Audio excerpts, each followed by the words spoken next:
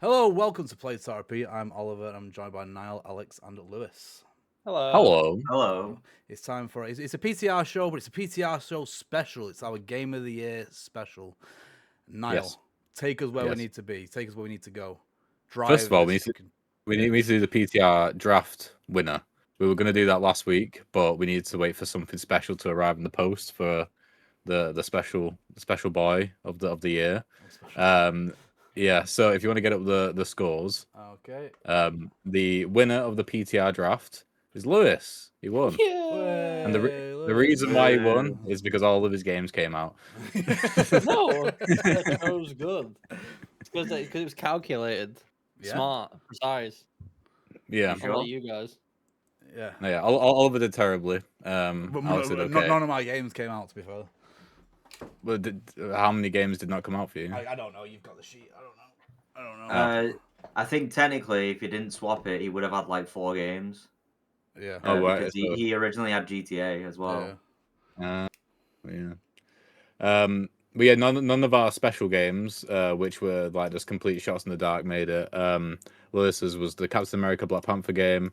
Alex's was a new 3D Mario game. Oliver's was Resident Evil 9. Only missed it by 2 months. And mine was a Switch Sports 2 to come out this year. No. Yeah, but I missed out on one game. Oliver missed out on 2 games. And Alex missed out on 1 game as well. My average was the best because I'm the best. But yeah, Lewis won because all his games came out. And Lewis won this trophy. He won a trophy, the first annual PTR Game Awards, not Game Awards, PTR Draft Trophy. Next year we're going to be doing it slightly differently. We're probably going to be using a website, which I forgot what the name of it is, where it's a bit more strategic in what you pick, and you can like do counter picks, and there's like transfer windows and stuff like that, rather than handling it all on the sheet. But yeah, there we are. Lewis is I the will winner. say the trophy was cool. It was just very slimy for some reason though, and I still don't know why. Oh, I asked for that. I paid extra for that. Oh, the extra slime, the slime tags. Yeah. Yeah, outside of that, it's just a very, very cool little trophy. I'm glad that we decided to get something physical, because I can always remember that you guys suck and I'm the best. It's a constant visual reminder that sits on my desk. Yeah. There we go. I don't agree with the sentiment, but I agree with what you're saying. That's fine. All right, so we'll move on to we're moving on to our game of the years. And now, do you want to explain the concept? Yes. So the concept is that last episode of the PTR show, we nominated games for Wooden Spoon and we nominated games for Game of the Year. Nominating games for Wooden Spoon means the games that we thought weren't the best. We nominated 2 each. We're going to go through a tournament of elimination where they go up against each other randomly at first, but then they get sorted into a bracket until, for the Wooden Spoon, the worst game of the year is revealed.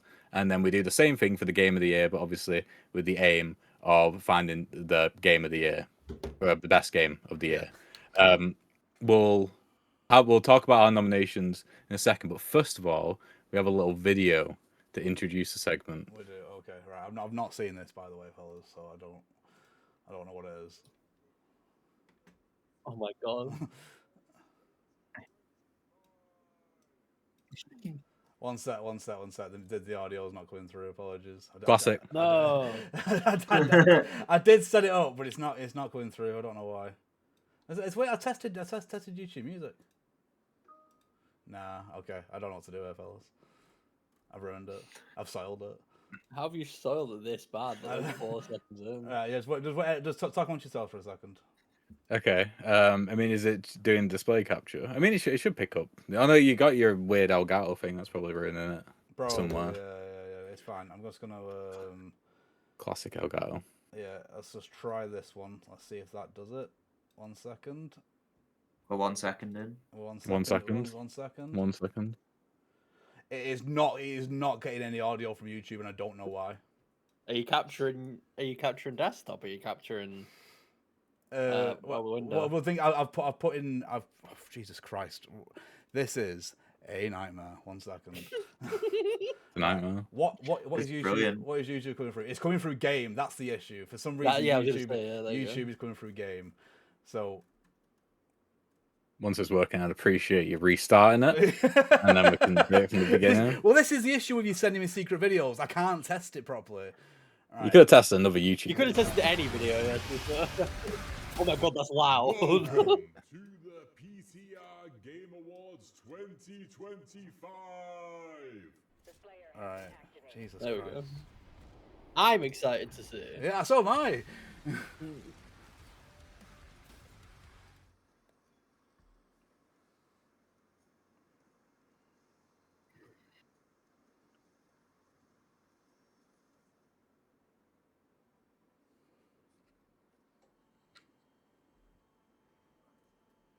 I already said Jeff Keighley should have shown this. I can feel it in my bones. I'm waiting for Niall to appear out of a green screen.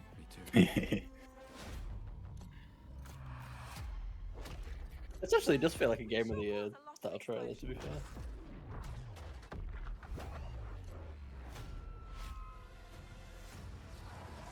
You've seen how wild the living lands has become, both in nature and in politics.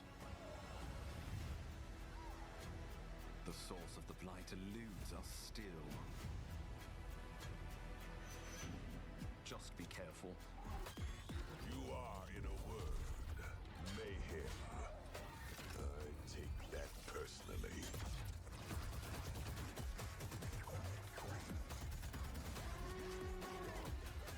Monsters followed us through, and we need to stop them.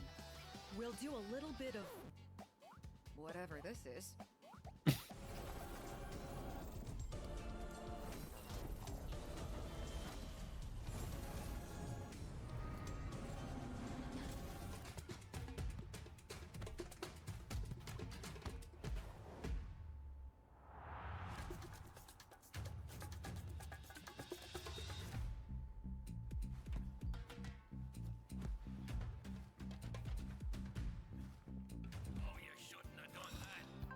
What are you doing in Visigal?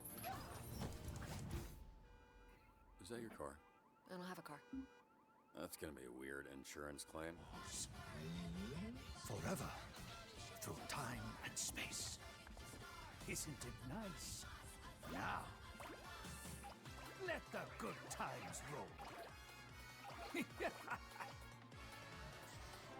Hear me, scions of Erdrick, for there are those who need your help. But the time is now. The fight is now, and I must fight. Witless sprites. The kitsune.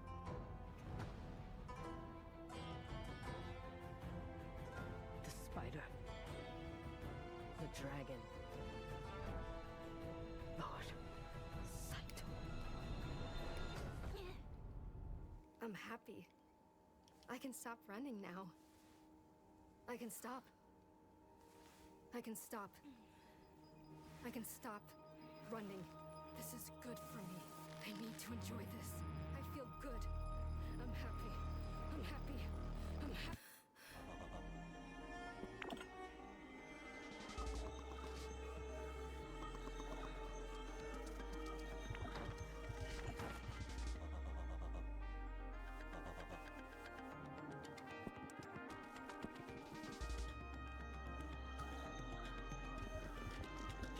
My grandnephew, all of my rights Boo. and interest in Did someone just boo? I didn't even Yeah, it was over. A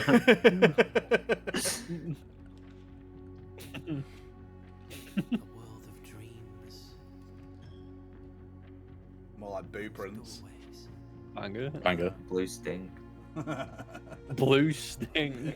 Yeah, Was even a pun. I know. now treasure seekers flock to explore its depths. A brick breaking, ball fusing,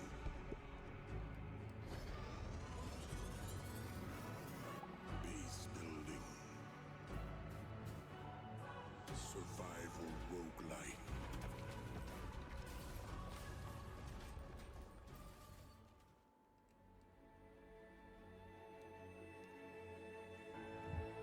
Down the music. What's going on?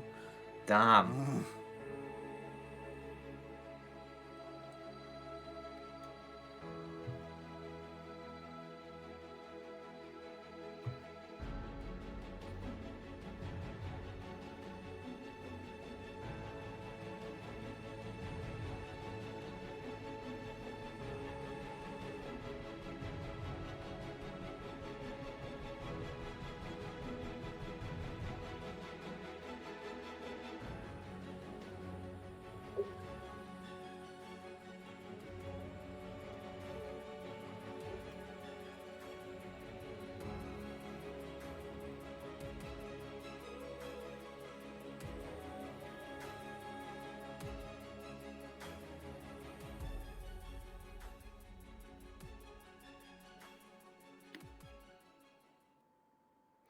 There we are.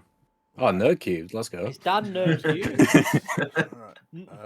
So I thought that was summarize our year in gaming. Yeah, no, it's very good, very Wow. good. I will apologise. There were further technical issues after I fixed the technical issues. So after about 20 seconds in, it was perfect. But before that, maybe, there was some issues.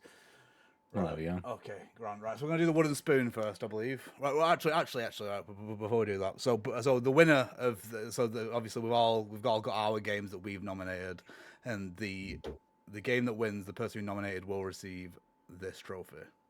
Oh, there we go. Oh, let's go. Game of the Year award trophy. Yes. There are also a couple of extra rules as well. Is that Blueprints must win. Yes, I mean, so these rules. Well, so I mean, the rule in which because it's 4 of us and we're going to be voting each on each single round. If and when there are tie breaks, then the first protocol is if anybody wants to use their one tie break they get for the entirety of this podcast to break it, to add one extra vote to the pot. The rules around this is that if one of your games or more is in that round, you cannot use it. Right. And another person can use it to counter your extra vote. If there is a tiebreak at the end of that, or if no extra votes are used, then we will be using a random website which has reviewed both games, and we will be choosing whichever score has the highest from that website. We will not be using Metacritic because Metacritic scores are common knowledge and easy to look up. And yeah, so you can use your extra vote during the wooden spoon. It's just I assume most people wouldn't want to do that. No. Okay, right. So the way this is going to work. So if you look at my screen now, fellas, so the numbers are not in order. So I need them given to me randomly, but they will not necessarily be in the order that you give them to me. Do you know what I mean? That's fine. So read them out. Oh, I've got a wheel. If you want me to. Yeah, do the wheel. That's fine. Do the wheel. Wheel noises, though. It's Promise Mascot Agency. Promise Mascot. Oh god, I can't type agency. Next. It's close. South of Midnight. South of Midnight. Spin the wheel as he's speaking. Yeah, I am. He's doing it. Spin that wheel. FBC Firebreak. FBC Firebreak. Ew. I wish the wheel was quicker. I mean, it is a wheel. Can't you click again to skip it? No. Blueprints. You defo can't. No, I can't. I'm doing it right now. Is there a giant skip button on the screen? No. Black Ops 7 campaign. Black Ops 7. RV there yet? The there yet.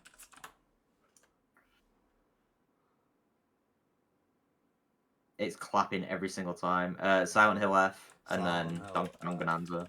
Right, okay, and then Donkey Kong Bonanza. Cool, right, I'll actually put my screen up now. Yeah, and so the way this will work is that the person who nominated the game will give their opening statement. This will be for why they think it is the worst game out of the two. Okay. Okay.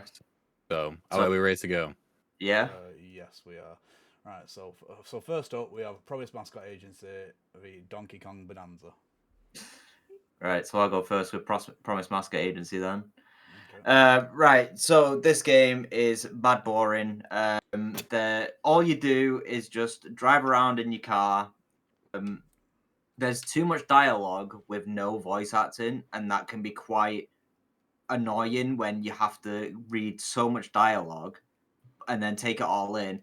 And also, there's many components in the game where you have to like donate money and stuff, but that doesn't actually matter, even though it tells you that it's very important. Until I found out from Niall that it's not actually important. You have to do other quests and stuff, so it made me waste my time. Yeah.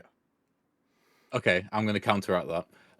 So first of all, it is important because it is a fail state. It'll send you back to your last save. Yeah, no, but it told me that I have to collect 10 million Oh yeah, but what's the other Yeah. game? What's the other Chibi Robo makes you do that? Or says to do that? Like, get to rank 1 or whatever. Yeah. That you love Chibi Robo. It's your favorite game of all time. It's But not second, favorite so of all just in time. defense of Promise Mascot Agency, for me personally, this narrowly missed my Game of the Year nomination. It's a game when it came out I didn't know I needed, and then after hearing recommendations about it, I couldn't believe that it actually existed. I think if anybody tries to describe the game, they were like, "Yeah, people will find it difficult to actually know." It's a visual novel with shitty driving in between. That is what it is. Yeah, I mean, I've it's just a game. described it to you. Right, so it's a game where you're an ex-accuser family member who is attempting to rebuild his life and save his family by paying off the debts of the family by running a mascot agency in the middle of nowhere by mascots which are real, like anatomic people. And for me, No, the running opposite the of mascot, that, they are not anatomic people.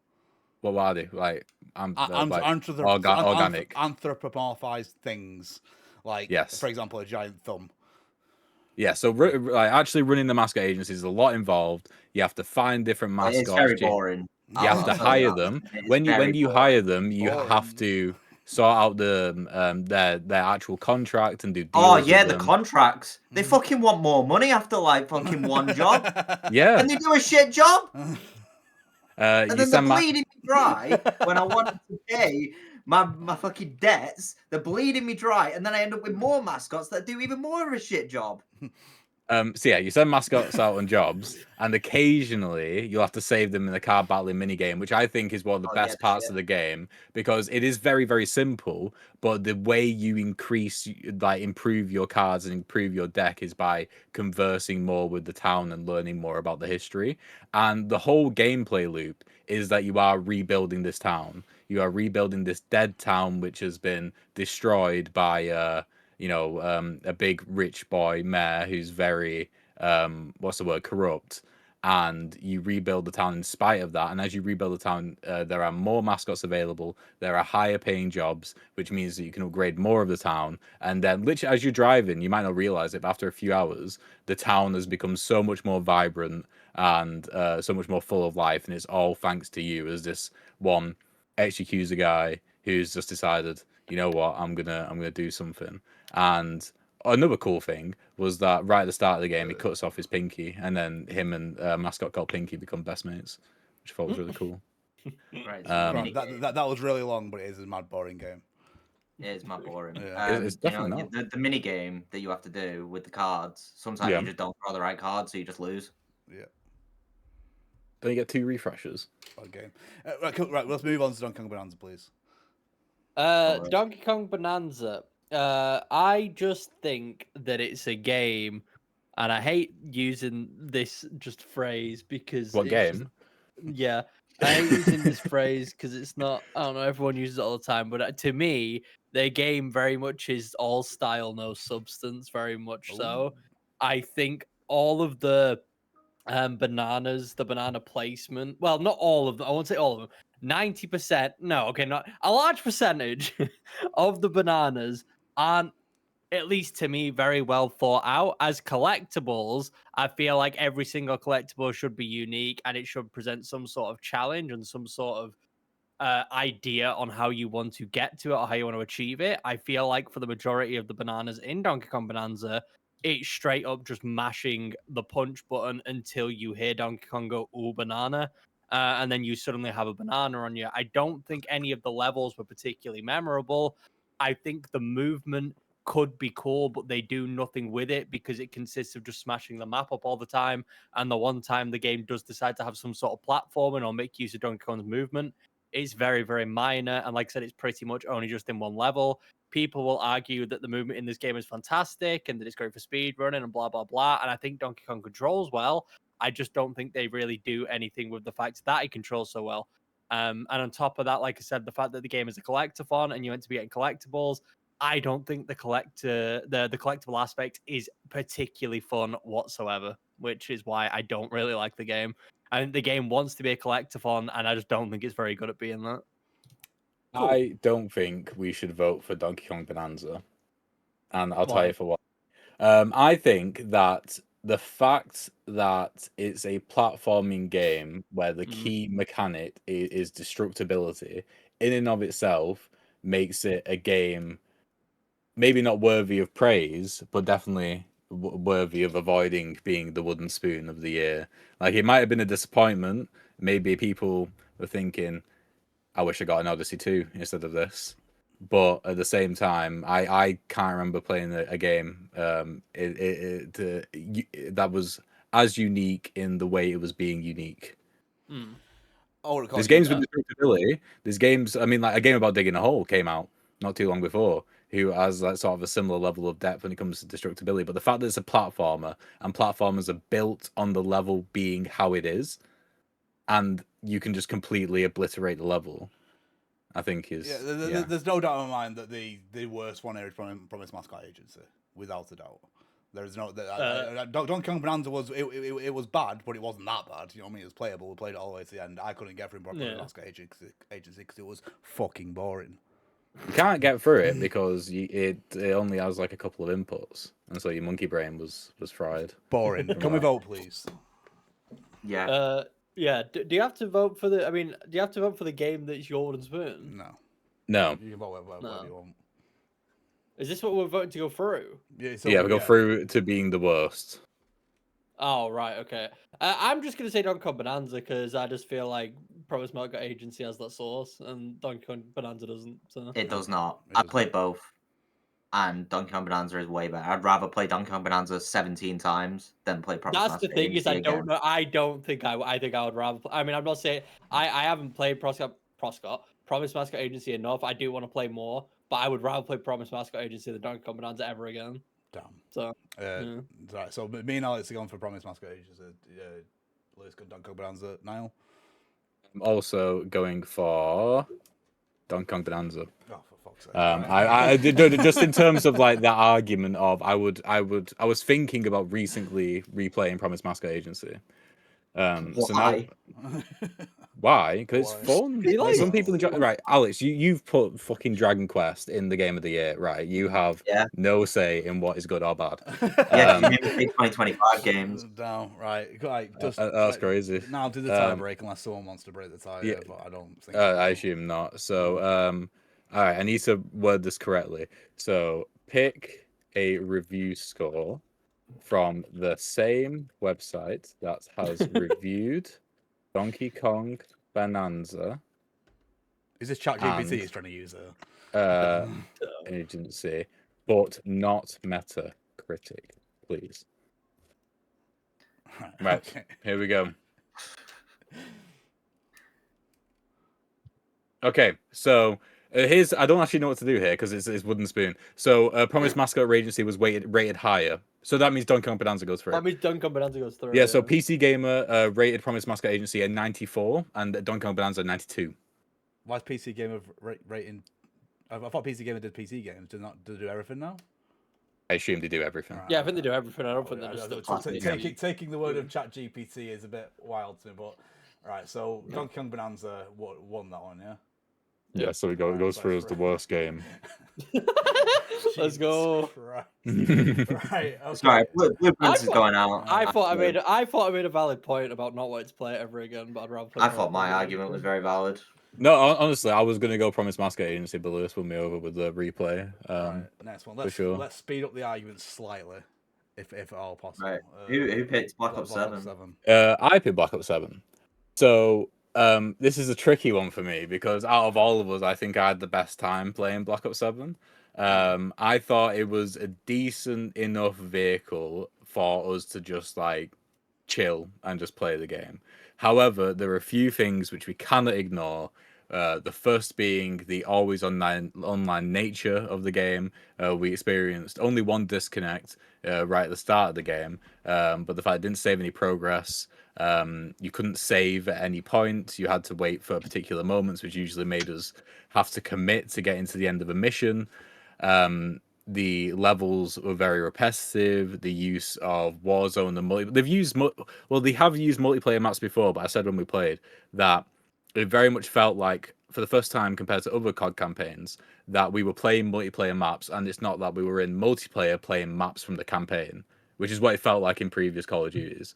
So that was something as well. And the thing with the Warzone maps in particular is it felt very much like Halo Infinite in that there was the necessity to either use vehicles, like we used the boat, or to grapple and use the wingsuit, which they felt good. The game feel across the whole game was great, but there was a lot of just running around to different points. It very much felt like this game was not even necessarily rushed, but they definitely didn't have enough time to create those bespoke missions that were in any of the other Black Ops games.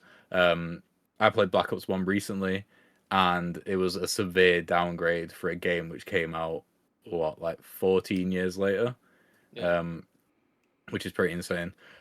So yeah, I only gave I gave this a 4.5 out of 10, which isn't terrible, but yeah, there's a lot of negatives there, despite the core of it being good and it being fun to play with friends. Cool. So I'll say it at the time. I'll say it again. I had fun with Black Ops 7 because we played it with the boys, and it was a fun. There was no point where I wasn't enjoying myself playing it. It just wasn't all that good. Anyway, Blue. Yeah, I couldn't imagine. Sorry, playing it by myself. Like that is a big. Like that's something which you could do, and I think that would severely severely lower the quality. Labeled as a co-op campaign, isn't it? So it's not good. Blueprints. Right, so Blueprints. It's a controversial one, especially towards the Niles of the world. So Blueprints is a rogue-like, but no combat or anything like that. You're essentially exploring a mansion, trying to find out the secrets and get to a certain room. What room is it now? Remind me. 46. 40. So you're trying to get to room 46, and you do that by going from room to room, picking up keys, picking up different things, and every time you go from room to room, you see your stamina goes down. You only get so much stamina a day to explore. Now, the reason it did not vibe with me at all, pardon me, it did not vibe with me at all is because roguelikes, they've always got a sense of randomness to them. There is random elements to it. Like you don't know what you're gonna face when you go into that room, but it's very rarely the case where that randomness will make or break a run. In a roguelike, your run should be made or breaks by your skill, how good you are at the game. Whereas with Blueprints, entire runs, and these runs aren't short. They're not short runs at all. The entire runs can be fucked because it's just not giving you the room that you need.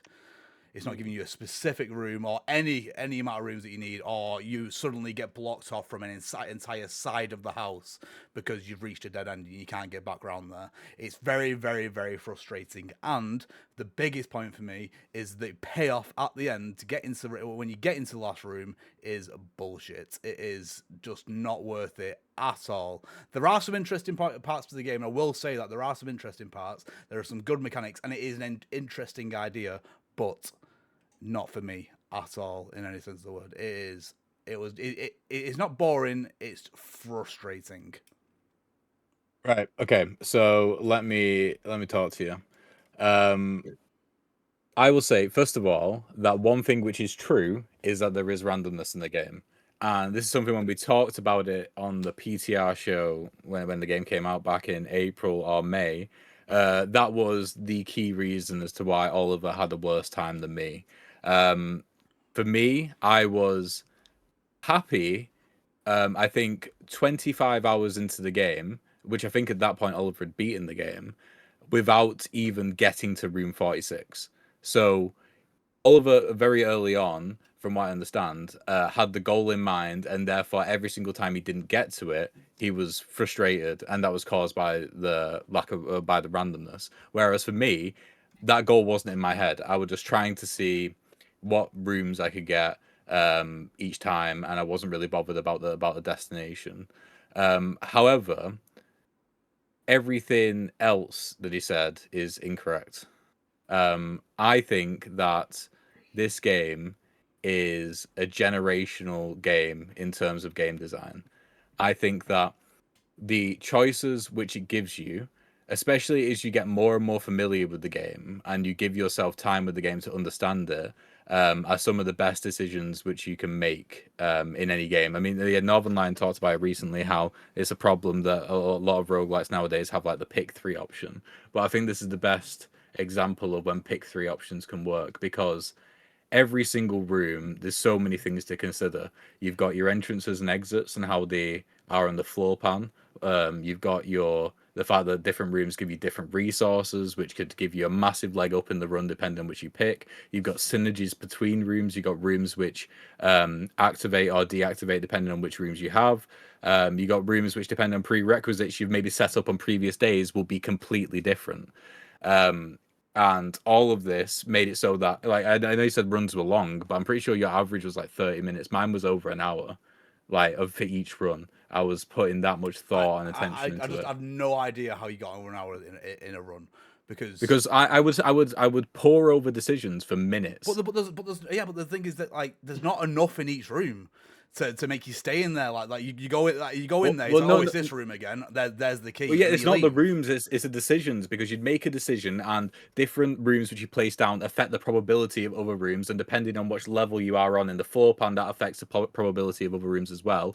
Depending on how much entrance and exits they are, depending on where you've got your room which sends you down to the basement. All of these like massively affect the probability, as well as you can actually do more things very implicitly, such as some of the terminals can affect probabilities of room, can introduce rooms into the floor plan, and they just the game is so deep in the way it allows you to control that randomness, that I feel like maybe the carrot on the stick was too much at the center of your vision, and the stuff which, if you were exposed to it more organically and that you discovered on your own without the frustrating need to end the game, would have made the game more enjoyable. Secondly, something which can be completely invalidated from Oliver's point of view, Lewis, is that he said that the room, the room 46 wasn't worth it. He didn't go inside the room.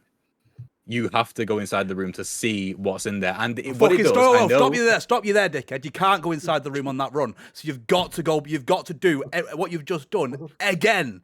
You've got it's designed fucking so forever to get there, and maybe do it again.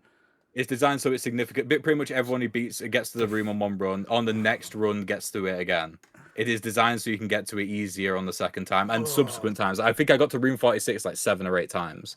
And that was within like 10 runs of me getting to it the first time.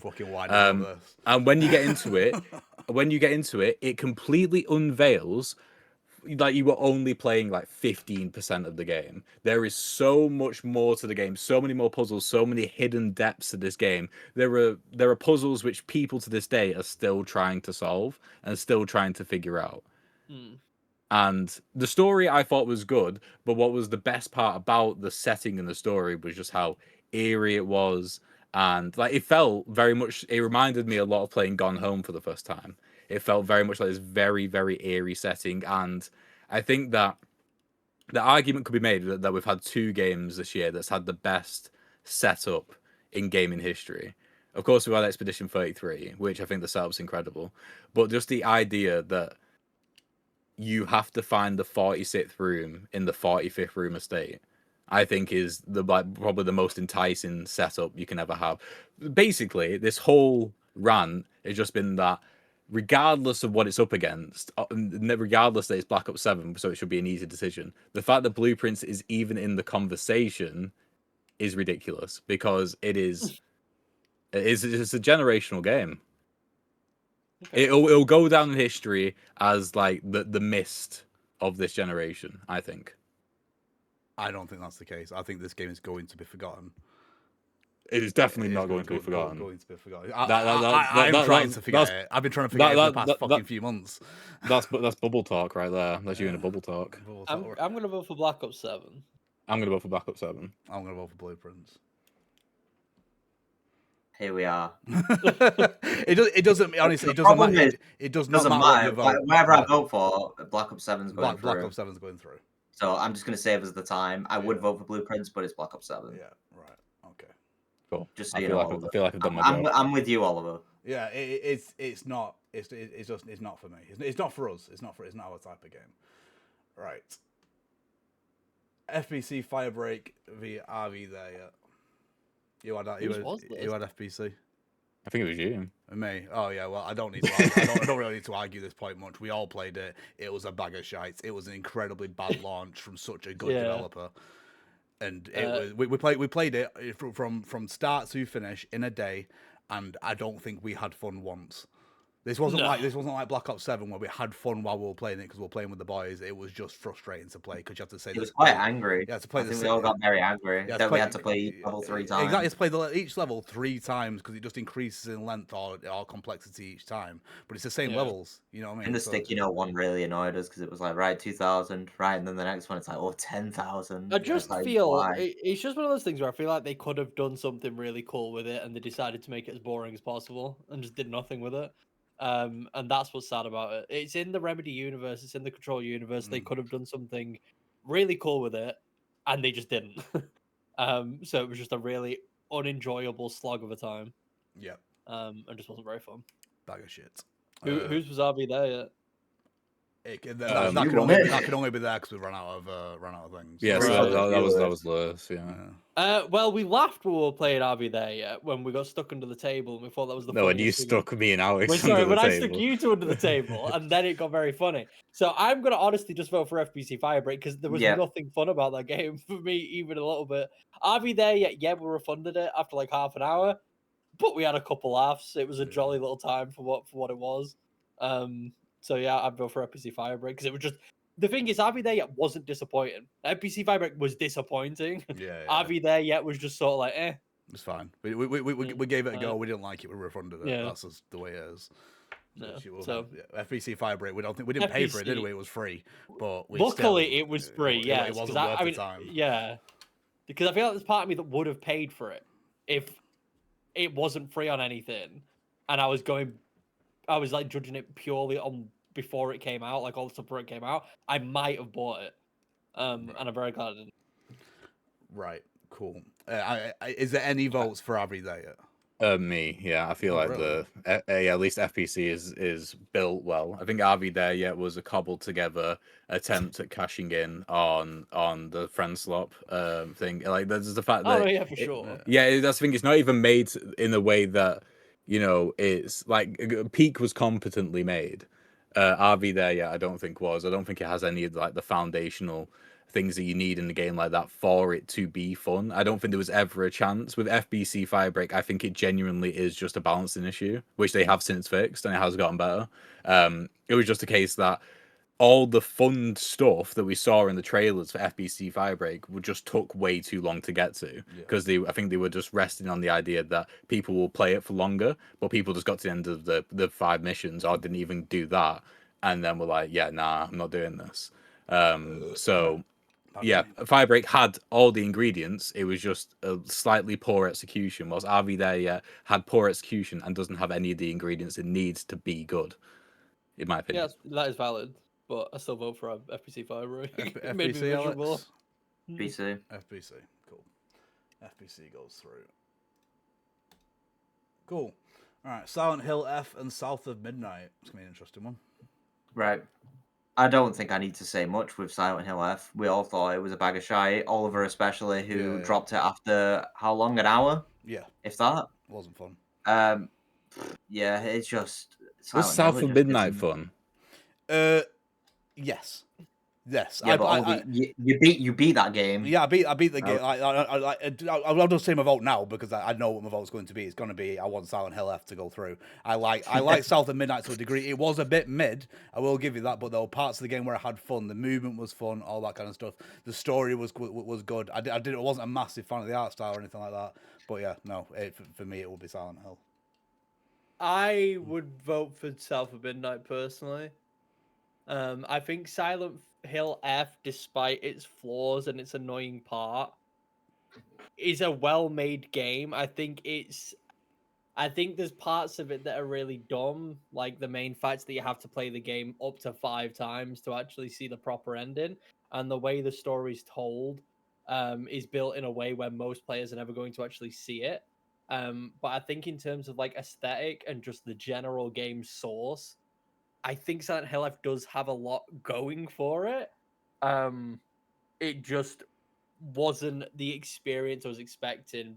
But I would vote for South of Midnight just because I think Silent Hill F it has something there. It's just I can understand why people don't like it and why people like absolutely despise it and stuff. But I didn't despise it. I just had issues with it that made it kind of a chore to play. But so yeah, I would vote for South of Midnight personally. Yeah, for me, I found both of them mature to play just for different reasons. I thought South of Midnight, there was kind of, apart from the music, there was nothing keeping me going. The combat felt like it was outdated by like at least a decade. And the same with the level design as well. Like, it was not fun, just in different. It was the same level of not fun, just in different reasons. But so that means that the only thing that can separate the two is that Silent Hill F had a really interesting story. That we didn't get to see all of it because of the way it's structured, but that's a story which will stick with me. While South of Midnight will not. Yeah. And so that's what separates them. Yeah, no, I get that. I think for me, so like you say, they're not both not fun for different reasons. For me, at least, Silent Hill F wasn't fun because it was frustrating. South of Midnight wasn't fun because it was just mid, and I'd rather be bored than frustrated. Yeah. Every day. I can agree with that. Yeah. So what are the votes?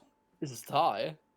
Silent It's a Hill F. tie. Is anybody going to switch first before we ask our buddy over here? I don't think so, no. But I've got a feeling that this is going to go the way of South of Midnight anyway. But ask anyway. I will ask. 1 second. Just going to copy and paste the question. Just switch out the Silent Hill F. And I should just have this ready beforehand, really. And what's the other game? South of Midnight. Right, here we go. What site is it going to pick? It has picked. It's picked. What have you picked? But we don't know yet. It's picked PC game. It's picked PC Gamer again. It will do. PC Gamer every time unless you create a new conversation with it. I probably will do. But yeah, Silent Hill F won this one, 90. And South of Midnight 83. South of Midnight goes through. South of Midnight goes through. Cool. Round 2. So we've got Donkey Kong Bonanza against Black Ops 7. We don't need to do the preamble now. We all know why we hate them. Let's just do our votes with reasons. Black Ops 7 for me, because Donkey Kong Bonanza again, as I think it is a well. Yeah, honestly, I know I'm meant to be hating Donkey Kong Bonanza, but the thing is, I hate Black Ops 7 was boring as shit. It was awful. And I even with your best buddies. Yeah, even with my best buddies. Wow. No, I enjoy playing stuff with my best buddies regardless of the game, but I would at least rather enjoy the game I'm playing while I'm having fun with my best buddies. Yeah. Instead of just best buddies being there and just playing some ass. Like, I would rather it be a good game at least. And I really just didn't enjoy Black Ops 7. It was not fun whatsoever. And I think most people would be crazy to say they prefer to play Black Ops 7 campaign over DK Bonanza. So yeah, I'm voting for Black Ops 7. Yeah, pretty much same as Lewis, so just don't. Yeah, Black Ops 7. Black Ops 7. Black Ops 7. Are we well in agreement? Really good. Yeah. First unanimous one. First unanimous. All right. Cool. Black Ops 7 is in the Oh, this one's a... I don't think this one's tough, actually. It's definitely just FBC Firebreak. It's Firebreak for me. Firebreak. Yeah, I think it has to be as well, sadly. Firebreak. Anyone want to give reasons? No, just moving on. The same reasons before, it just stinks. Yeah, it's just a shit game. Yeah, they're both a bit nothing, but South of Midnight had a story, at least. Yes, right. But what is the question? With best buds, would we rather play Black Ops 7 or FBC Firebreak? Black Ops 7. Black Ops 7. I would rather play Black Ops 7. Also, you got to remember, FBC Firebreak was only 3 players, so one of us had to sit out and just watch from the fucking window like Squidward. I mean, if anything, that's nice for someone who's have to fucking play. That's very true, actually. But then you just listen to everyone be like moaning and being like, "Why am I playing this piece of shit?" I think Black Ops 7, the money behind that game as well. I think just everything considering what that game is and the franchise it comes from, with how bad it was, especially compared to some of the previous COD titles, it really has no excuse for being as bad as it was. Really, FBC Firebreak, you can at least give it the benefit of the doubt of it was an attempt at something that they didn't know if it would work, and obviously I don't think it did. But Black Ops 7 has had how many Call of Duty games to just try and perfect this formula? And they already were doing quite well with it, and they've somehow just fallen off the face of a cliff. And I don't think there's any excuse for that, really. It's a shell of what it once was, I think. And it's just very bad. I see your point, but I raise you one giant Michael Rooker. Go on. Ah, the road back rocket is the point. No, I'm voting for Black Ops 7. No, I'm voting for Black Ops 7. I'll vote for FPC. FPC. I think with the regards to being frustrated and bored, I'd rather be bored than frustrated. 'Cause I was more frustrated with FPC Firebreak. Because if you remember that gem level or whatever it was, pushing that minecart back and forth, that was the worst. No, thing I I've get ever that. done In like, my video head, I game. think I respect the idea that the developers, at least with Firebreak, were trying to do something. Let's just try harder, shouldn't they? Whereas Black Ops 7 for me, it felt like they just did not. It felt like they just rushed something out. And it just wasn't very good. But for me, I'm gonna have to vote for Black Ops 7 for Wooden Spoon. For the final. Wait, no, I'm not. I'm gonna have to vote for FPC Firebreak for Wooden Spoon. Yeah, all right, cool. Yeah, sorry, I got confused because of the double negative that we're doing. Right, so FPC Firebreak is our Wooden Spoon of the year. Do I win a Wooden Spoon? Or do you win a Wooden Spoon? Yeah, you can have one if you want. The Wooden Spoon award, yeah. I would like one. All right, cool. All right, so we'll move on. I'll move on to the game of the year. We happy with that? Everyone happy? Yeah, game of the year. Let's go. Happy as a good Do this. Fucking All right, get your wheel up, Alex. It's already spinning. It's already spinning. It's already on it. Dragon Quest 1. Alex, make the noises. That's my wheel noise. Sound like Donald Duck. That was really good. Thank you. Ghost Yote. Ghost Yote. Yote. Cool. Can't believe he chose the slowest wheel. No, it's just all of my games. Dispatch.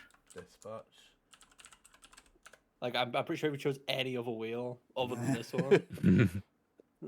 It only works when you only have to do it like twice. Borderlands 4. Oh, you probably could have put them all in Chat GPT and just like give me like list these games in random order, and then. I mean, I could have, but you see, I'm already here now. Rematch.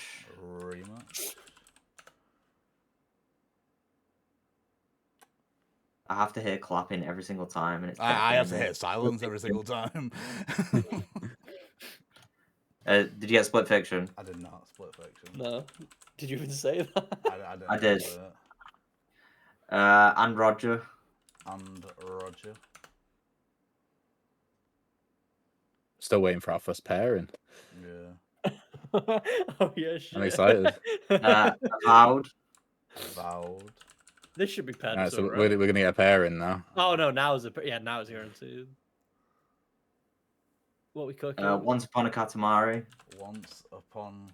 Okay. Against Avowed. I think that's a fair fight. This isn't up on the screen yet. Don't say anything out loud. I've not. Oh, sorry. Wonder Stop. Wonder Stop. Oh my god. Oh. Bro's arguing with himself. Pretty sure you'll know, but he's actually played him as well. Go on. Ball Pit. Ball Pit. Oh, interesting.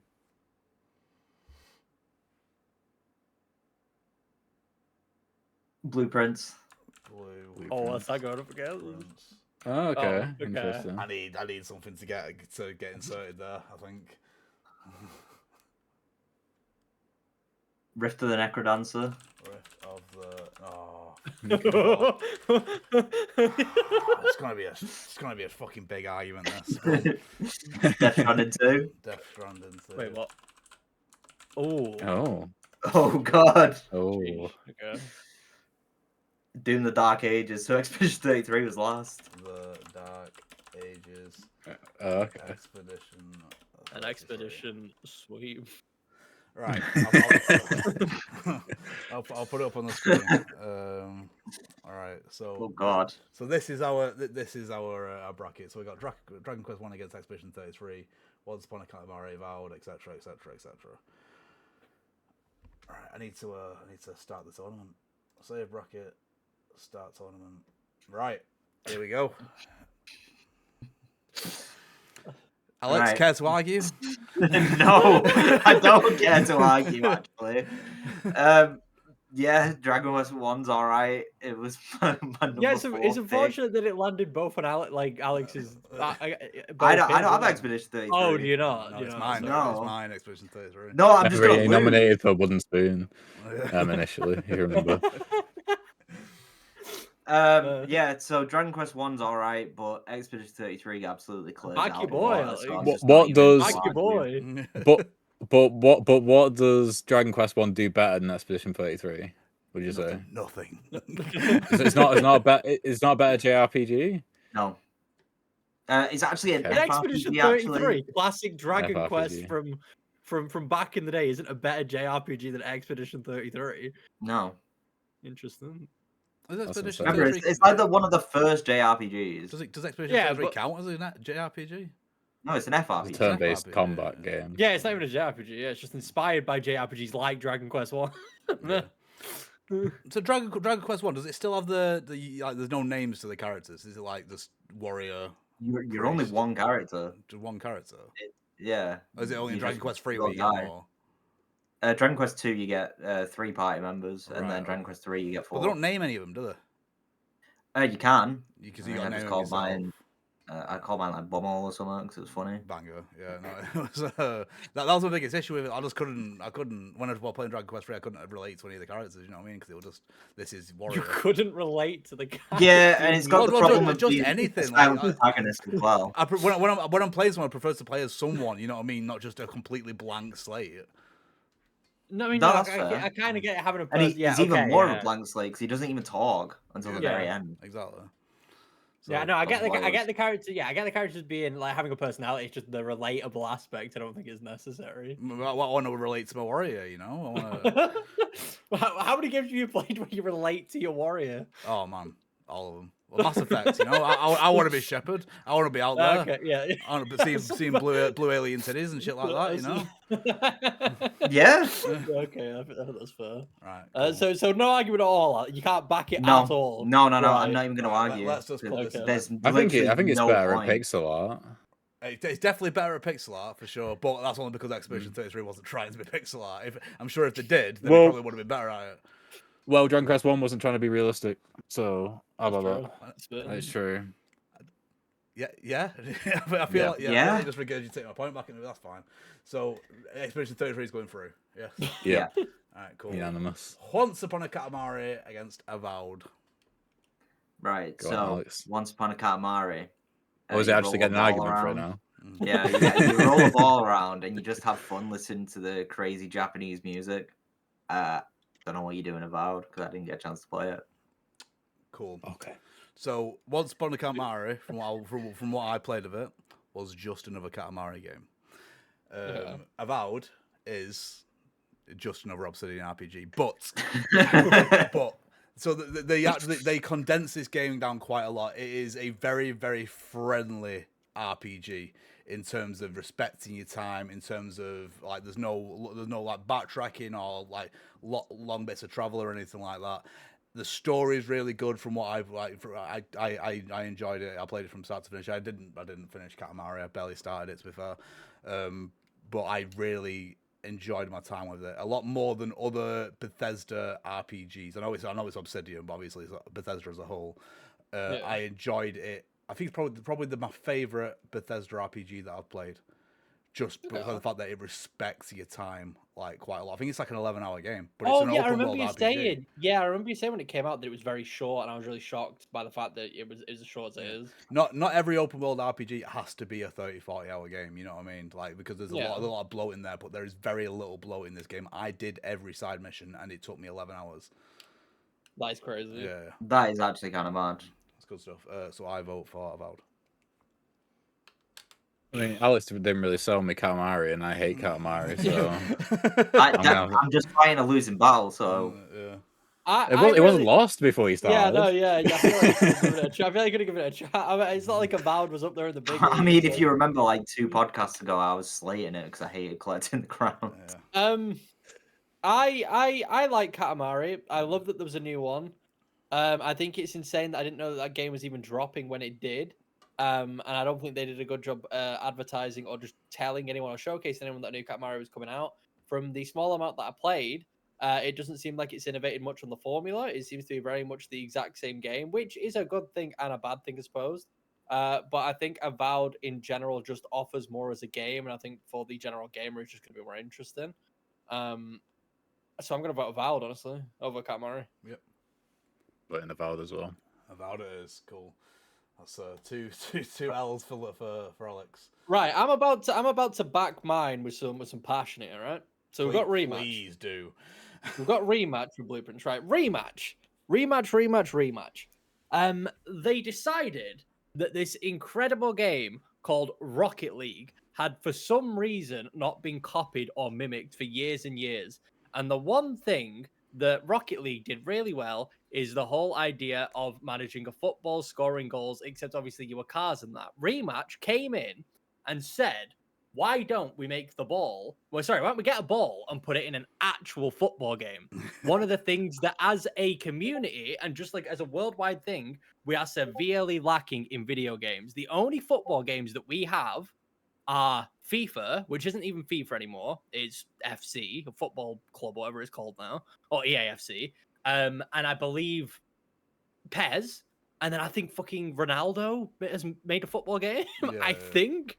I can't remember what it's called, but basically, we're severely lacking in terms of football games. Rematch came along and not only made one of the best football games that I've ever played, but one of the best multiplayer games, I think, of the year. It controls fantastically well. It's incredibly fun to play with up to 4 people.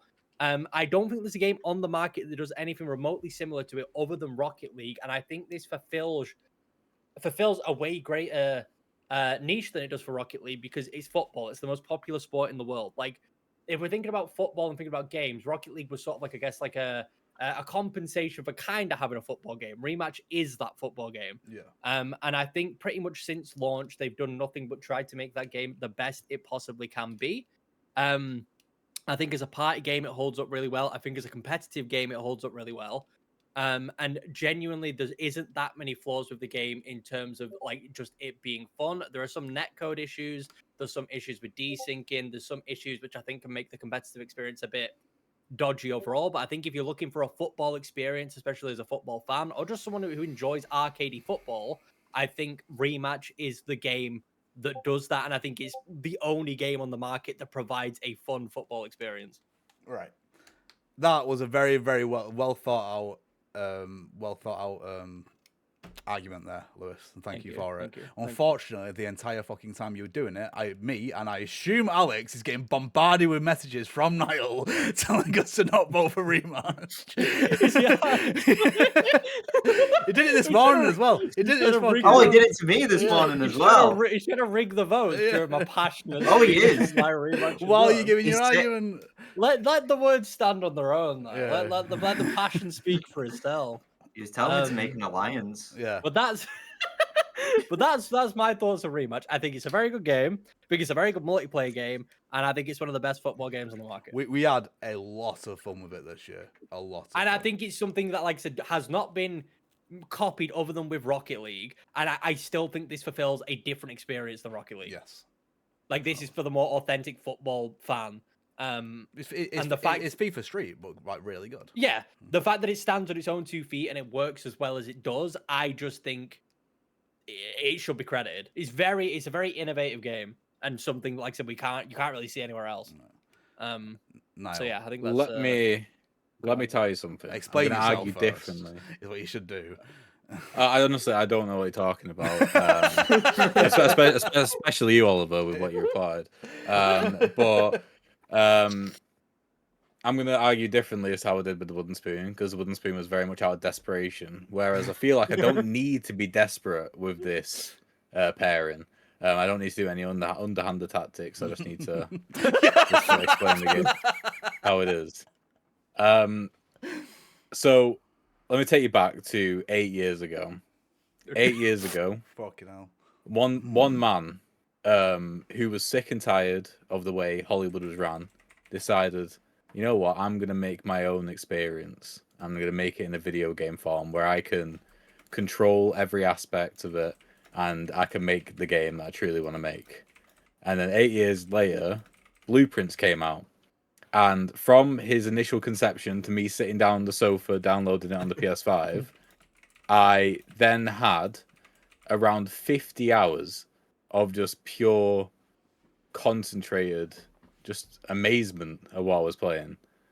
Like, I feel like, no disrespect to Oliver or Alex, but I don't think they ever had a chance of truly seeing what was in front of them. Especially Alex, because he only played 40 minutes. 41 minutes, actually. 41 minutes. Yeah, it took me 50 hours, but I'll tell you what, my longest session ever playing the game was about 2 hours. But the longest session I ever truly had playing the game was like probably in the thousands of hours. Because every time when I wasn't holding the controller, I was playing it in my mind. I was thinking about every single puzzle, every single message, every single challenge, which was my way. Because that's the thing.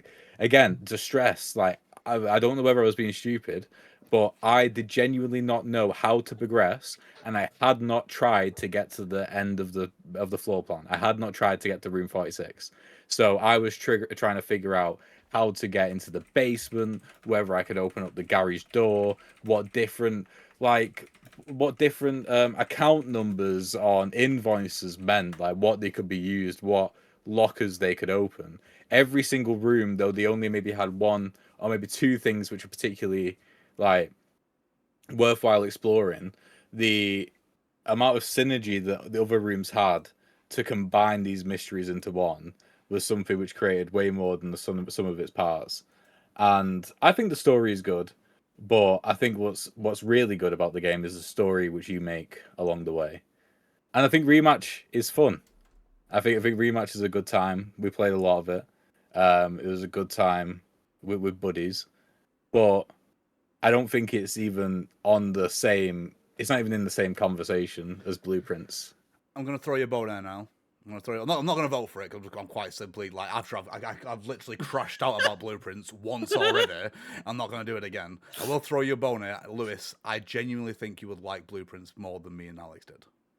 Oh, Really? for sure. Like, this is why I've been desperate to try and get him to play it, because he will see it. He will see the light almost immediately, and I think you would genuinely get obsessed with it. I can't say for certain because I don't. I feel like I know you pretty well, but this is such a unique kind of game in which it's an unknown. You either like it or you don't. But I think you'd like it better than me and Alex. I'm not saying vote for it by any stretch of the imagination. I just want it to be given a fair shout at this point. Yeah. Yeah, it doesn't matter anyway because it's on the same bracket as Expedition 33. But no,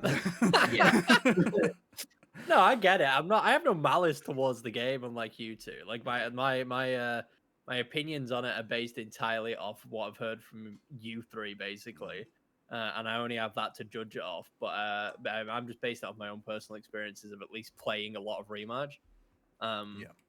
So that's why my vote strays towards Rematch personally. Banging. I will also vote for Rematch. I'm Like also I said, voting there's, Rematch. like I said, there's no malice though in my vote. There's no malice. There's no malice. I am sad for you, Niall, genuinely, because I know how much you love Blueprints. I know, and I do respect it. I don't agree with it, but I do respect it. But unfortunately, it's all for naught because Rematch. Like, I wish I'd played it like I said I was going to and actually beat it, so I could have had more of an argument for it to maybe try and assist Niall or be against them. Yeah. You wouldn't be against me. Just to put your mind at rest on that one, because of the way the bracket is placed, you would have to like the game more than Expedition 33. I think if you played it, it would have. Okay. Genuinely. We'll find out if he ever plays it. But anyway, are these both mine? Rift of the Necrodancer and no, Rift is mine. No, Is you it? gave it. No, you gave it to me. Oh, I gave it to Yeah. him. Oh, that's Go on, Lewis. God, let's argue with yourself. Right. Well, I know what I'm gonna vote for. Right. Well, I'll argue them both, but I know what I'm gonna vote for.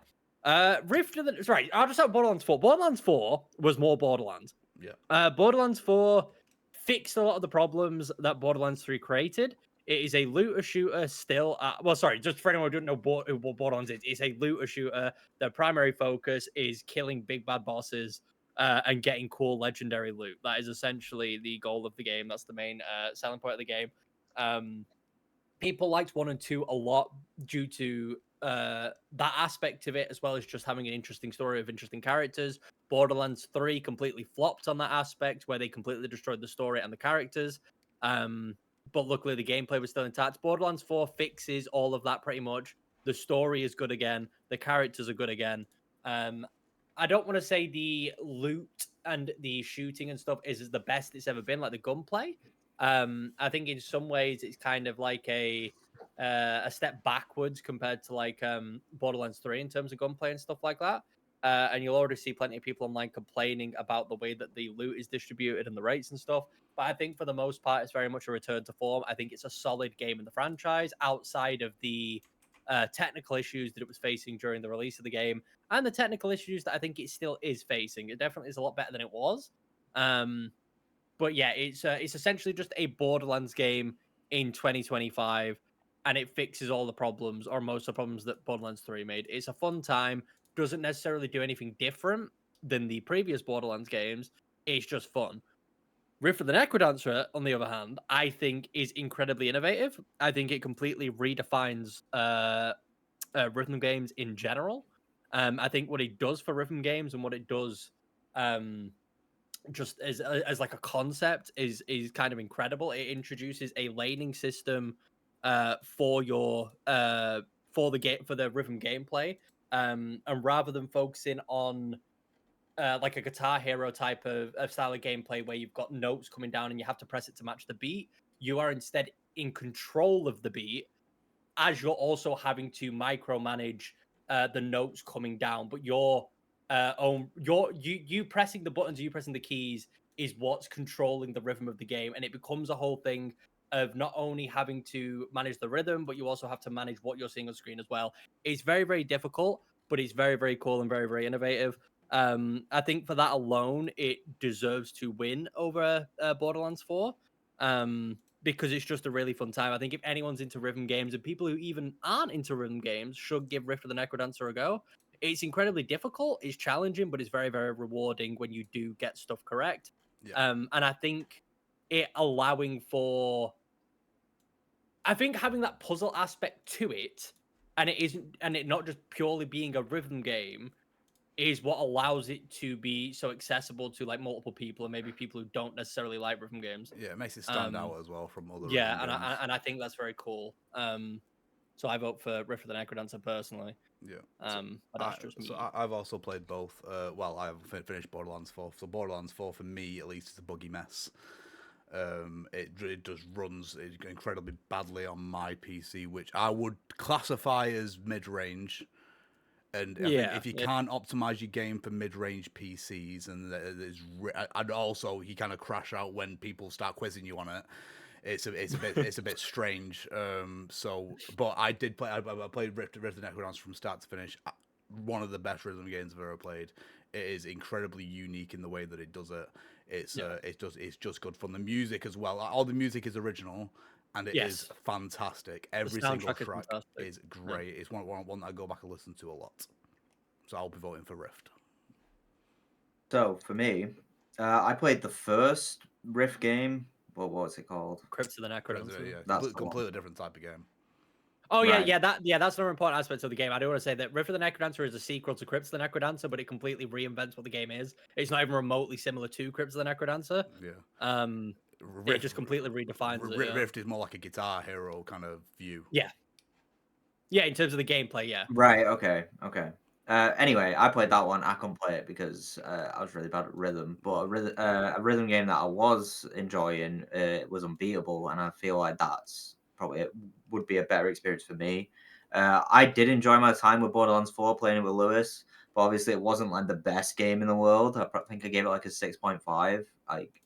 But I think my vote has to go to Borderlands 4 just in the fact that I played a game in the Necrodancer series and didn't really like it, so I feel like I wouldn't like this latest one.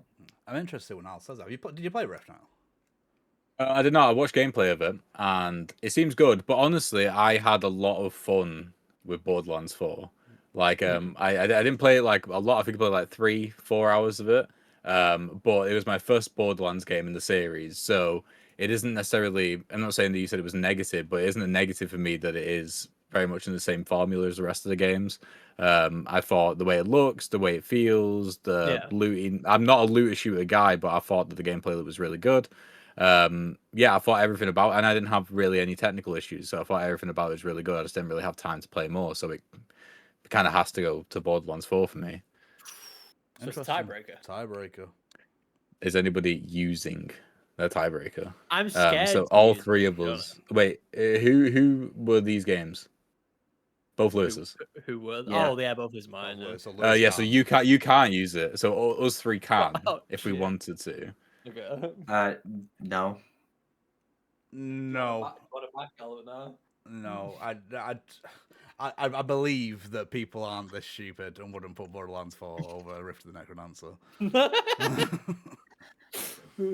The thing is, it's the bottom half I'm more worried about than the top half. Yeah. The top half is completely different. We've already got rid of the bastard in that one. So what happens in this case? Is this the chat GPT? God, I've tried 2 websites and they both scored exactly the same. So IGN gave them 8 out of 10 each, and Games Radar gave 4 out of 5. Well, what do we do now? Do we do a third one? Yeah, I'm asking them just gotta keep going. another site. Okay. Here we go. GameSpot chose Rift of the Necrodancer. They gave it a 9 out of 10, whilst Borderlands 4 was a 7 out of 10. Okay. Sweet. So there we go. Rift of the Necrodancer goes through. Right, so that's our top half of the bracket side. Onto the bottom half. Oh God. All right, so we've got Dispatch against Death Stranding 2. Whose are these? I feel like I've been up to non-stop argue about games here on a break. Right. So Dispatch, as from the review that's probably out by now, hopefully. We all love Dispatch. We all gave it a 9 out of 10. We think that it's one of the best superhero stories ever told. All the characters are amazing. Good old Robert, played by Aaron Paul. He's a great guy. Yeah, it's just a fantastic game. Like, I think none of us had a negative experience playing it, and I feel like it should just be up there for Game of the Year for all of us. I think it should be in our top 3 games. So I feel like it's a disservice not to vote for it. Damn, disservice not to vote for it. Sorry, is that did I do a no? What you're saying was right. It was just it puts a lot of pressure on, you know. How am I going to do a disservice to it? Right. Okay, this is difficult, right? Because I was getting Death Stranding 2. Kojima just simply cooked. He cooked harder than he did with Death Stranding 1. He built on what Death Stranding 1 did and made it better. I know there's disagreements on that, particularly from Niall and even Oliver as well. He doesn't agree with everything that I say about Death Stranding 2. But personally, for me, I think that everything about Death Stranding 2 is better than Death Stranding 1. Kojima does what Kojima does very, very well. Every time he does it, he absolutely pops off. He is a masterclass in terms... So distracting, Niall. What are you doing, Niall? Oh no, he's messaging Lewis now, being like, "I'll vote for Death Stranding 2, even though I hated it. And it's the biggest game disappointment of the year. I hate Alex, so I can win against Ball Pit." That's what he's doing. That's what he's doing right now. Kojima is one of a kind almost when it comes to like game design and creativity. What his stories and the games that he makes aren't being made by anyone else, and he can only do what he does because he's Kojima and he has the money, he has the backing, he has the history. He's allowed to make shit like this and get away with it. And because he's allowed to make shit like this, I think he gets to make something really, really special. And that's what Death Stranding 2 is. I don't think any other company or any other studio could do what Kojima did with Death Stranding 2. And despite it being a sequel, and essentially, I don't want to say the same game because it does build on it a lot, but essentially the same gameplay pattern and gameplay loop. I think the fact that Death Stranding 2 is as fun as it is, and it adds as much as it does, is just a testament to how good the game's design is in general. And I just think it's an absolutely fantastic experience that's on par with the first one at least. It's just a great time. It's just Death Stranding 2 is just a fantastic game. What I'd want to vote for is incredibly difficult. I know you're meant to back your own game here. This is the first one we've had where it's genuinely like heart-wrenching. Yeah, this is one where it's whatever I pick, I'm gonna feel really bad for the other option. Yeah. And I'm still not 100% right now what I want to pick. Yeah. Well, I'll say like my thing. Obviously, I played Death Stranding 1. I think I played it for like 12 hours. It didn't click with me. Yeah. Like I think I got to like halfway through like chapter 3 or 4 or something. It didn't click with me. So I've not played Death Stranding 2, so I can't comment on it. But what I remember when editing the short is that Niall said that this game was his biggest disappointment of the year. So if he votes for it, then he's a hypocrite. Oh, he's leaving. He's left. He didn't like that. Do not call him a fucking hypocrite. Yeah, that was the final straw. Yeah. Right, so yeah, it's hard. The thing is, like, Dispatch is great. It's a fantastic story. It's a fantastic story, but is it much more than that? You know what I mean? The game is good. The actual gameplay is good, but there's just not enough of it. There's not enough of it to call it a game. But Death Stranding 2, I will remember until the day I die. That's what I'm trying to argue. Or that's my point. Is that Death Stranding 2 is like a masterclass in like design. Yeah. It really it's something, like I said, unique and special that no one else realistically can replicate. It comes from his insane mind. And it only works because it comes from his insane mind, and he has the actual like will to make his vision come to life. And I feel like it being such a unique experience adds to it being special. I'm not saying Dispatch isn't special. No. But I feel like a different company can do what Dispatch has done. I don't think anyone else can do what Kojima's done with Death Stranding. No one would. No one would. This is the thing. No one would do that. Telltale did do it, but they did it bad. Yeah. No. You're saying Telltale did it bad after the fact. People love Prime Telltale. Oh yeah, no, I'm not going to argue that. People started liking it less and less as it went on. That experience. Yeah, and they enhanced on it, exactly. They enhanced on an experience that already existed. Death Stranding was an experience that never existed, and Death Stranding 2 continues that experience.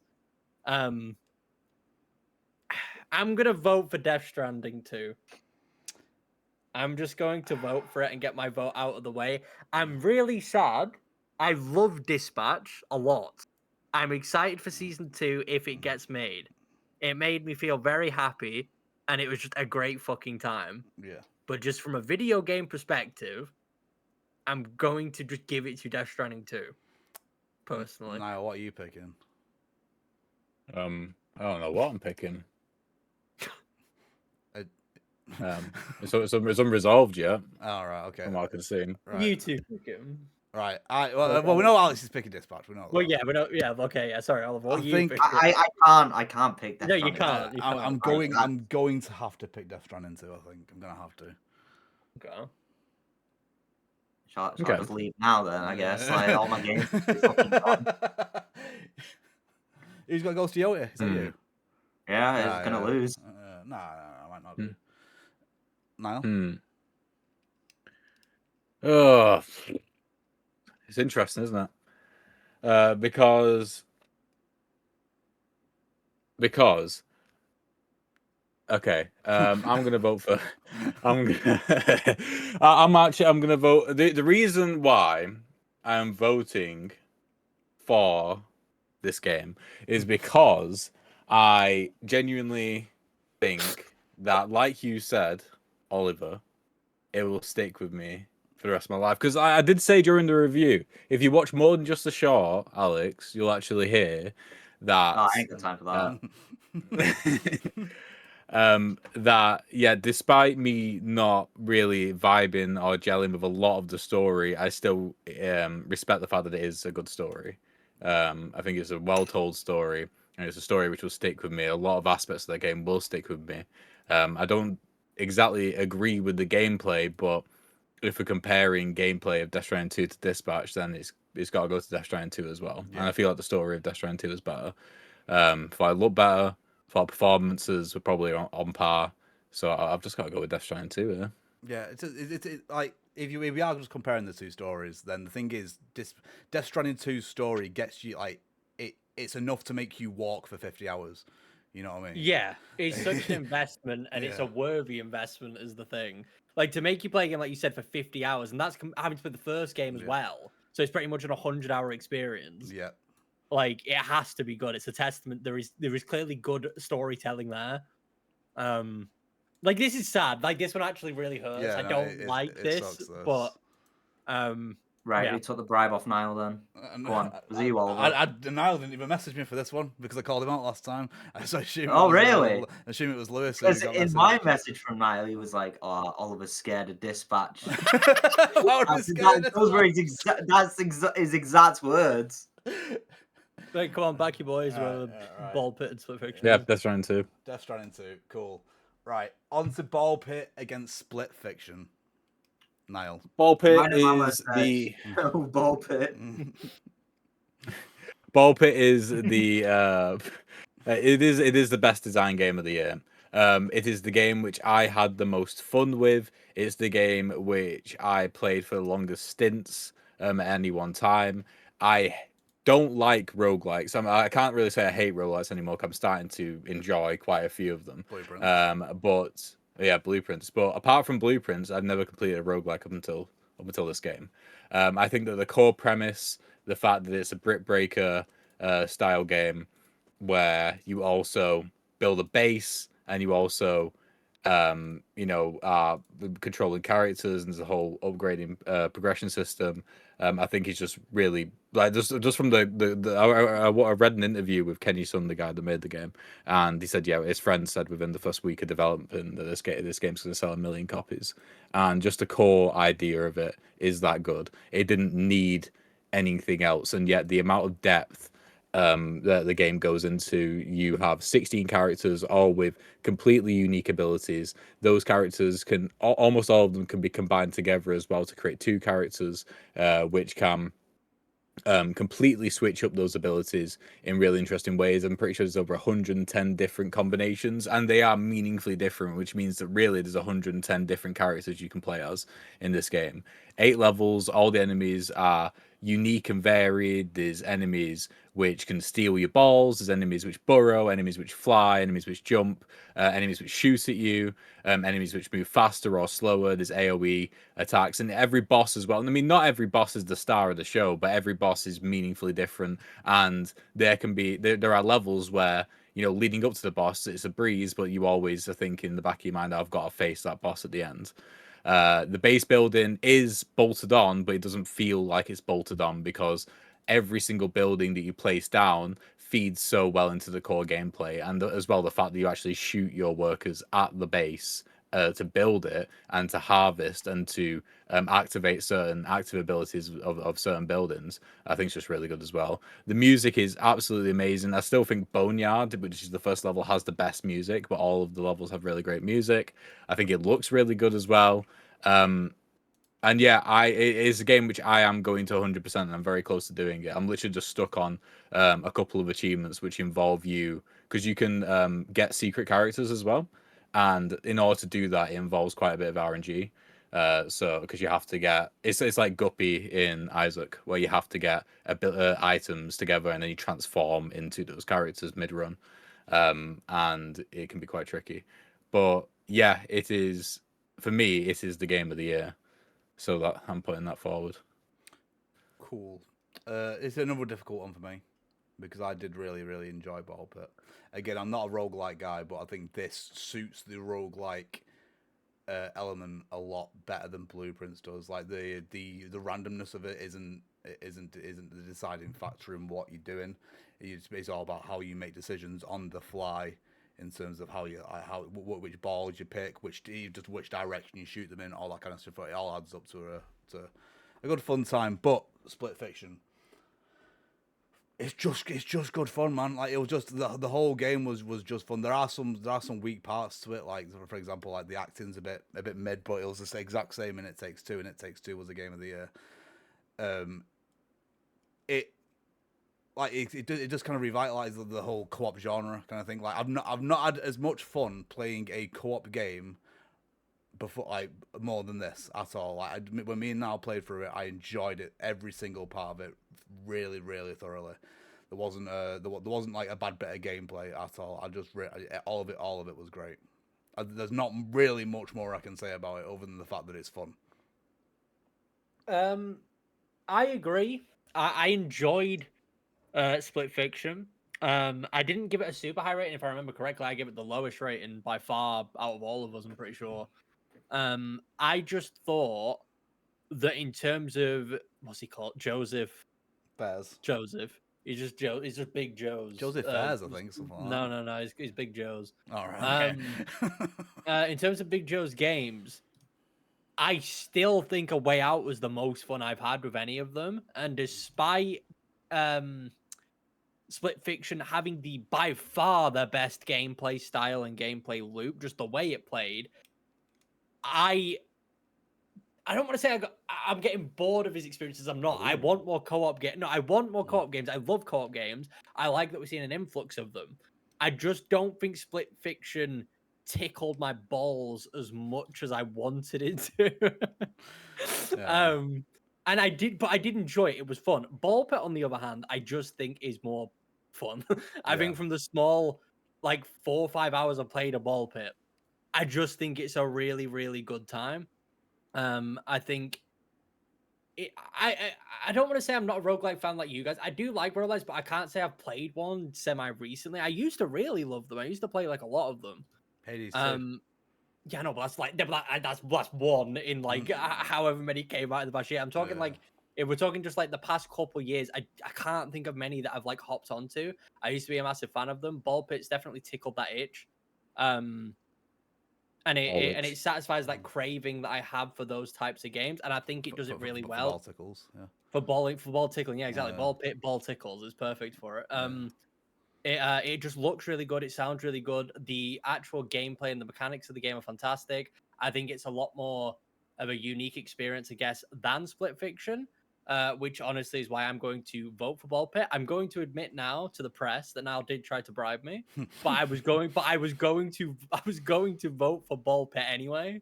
Yeah. That was always going to be my answer, and it's just purely because I think it's just it's a more. I don't know if I want to say it's a more unique game because we're not getting that many co-op games, but I just think what Ball Pit does brings a lot more to the table than kind of a co-op platform, which Split Fiction kind of is. The mechanics are hit or miss depending on the level. Some of the levels can be a bit of a chore to play. Some of them can actually be really fun. It just depends. And I just still think my funnest experience with his games is A Way Out. So yeah. I'm just gonna vote for Ball Pit personally. That's completely fair. Either one of these going through would make me happy. They are both great games. Yeah, but like Split Fiction, not a bad game by any means. But like I said, even based on our reviews this year, you will see that I rated it the lowest. Yeah, out of all you guys, I think I gave it a 7. Me and Niall rated it quite highly. You and Alex rated it. It just makes sense because you played it together, so you shared the same kind of experience. Yeah, Alex, like I think I gave it like an 8.5. I think, in my personal opinion, that it's got to be Split Fiction for me because I just like the co-op experience. Playing it with Lewis was still really fun. Like we just messed about sometimes, and Lewis does that thing where he just tries and rage baits me with like random things where I just keep jumping off the edge. I get angry in the moment, but I still think it's funny. Yeah. Ball Pit, it's just Breakout in it. Let's be honest. At the end of the day, it's just Breakout. It's just Breakout.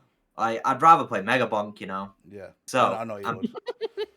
So I'm going with Split Fiction. All right, that's completely fair. So I think that's split down the middle, isn't it? Wait, is it a tie? Yeah, I would assume Niall is going to vote for Ball Pit. I'm going to vote for Ball Pit. Yes. Yeah. Right. Well. Could you? Well, I mean, so who voted for Split Fiction? Sorry, I thought it was going to be a 3-1 type. Oliver and Alex. Me and Alex. So why do you have the wrong opinion again? Of like, I'm just so Ball Pit. Right, so Split Fiction is the same as It Takes Two, just worse, pretty much. But Ball Pit got you to play a game in a genre which you don't like, and you liked it enough. Did you end up beating it, or did you get close to beating it? Ball Pit. I got to the final level. I don't even think I finished the final level with one. It was the requirement to finish the final level with 8 characters that threw me off at the end. Yeah, I only got to do it 4 times though. That's the same. That's Yeah, but you don't know. less than Yeah, but level you don't know. beforehand. You don't know because some characters are just shite, and you can't.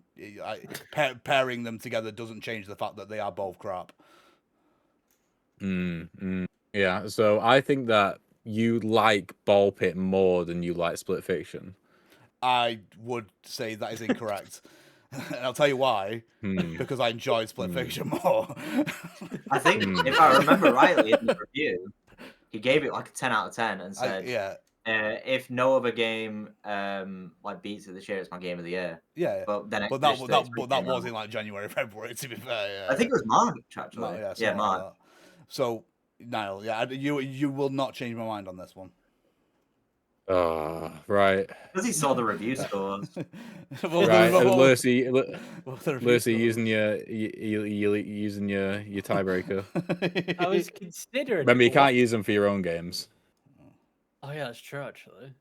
Wait, what are the other options? Can I see the other options again real quick, Oliver, if you scroll on? Yes, we got. What was the amount? So yeah, we got. Oh yeah, because the amount. Okay. There you go. I just want to see what I'd be wasting my spoon on if I didn't.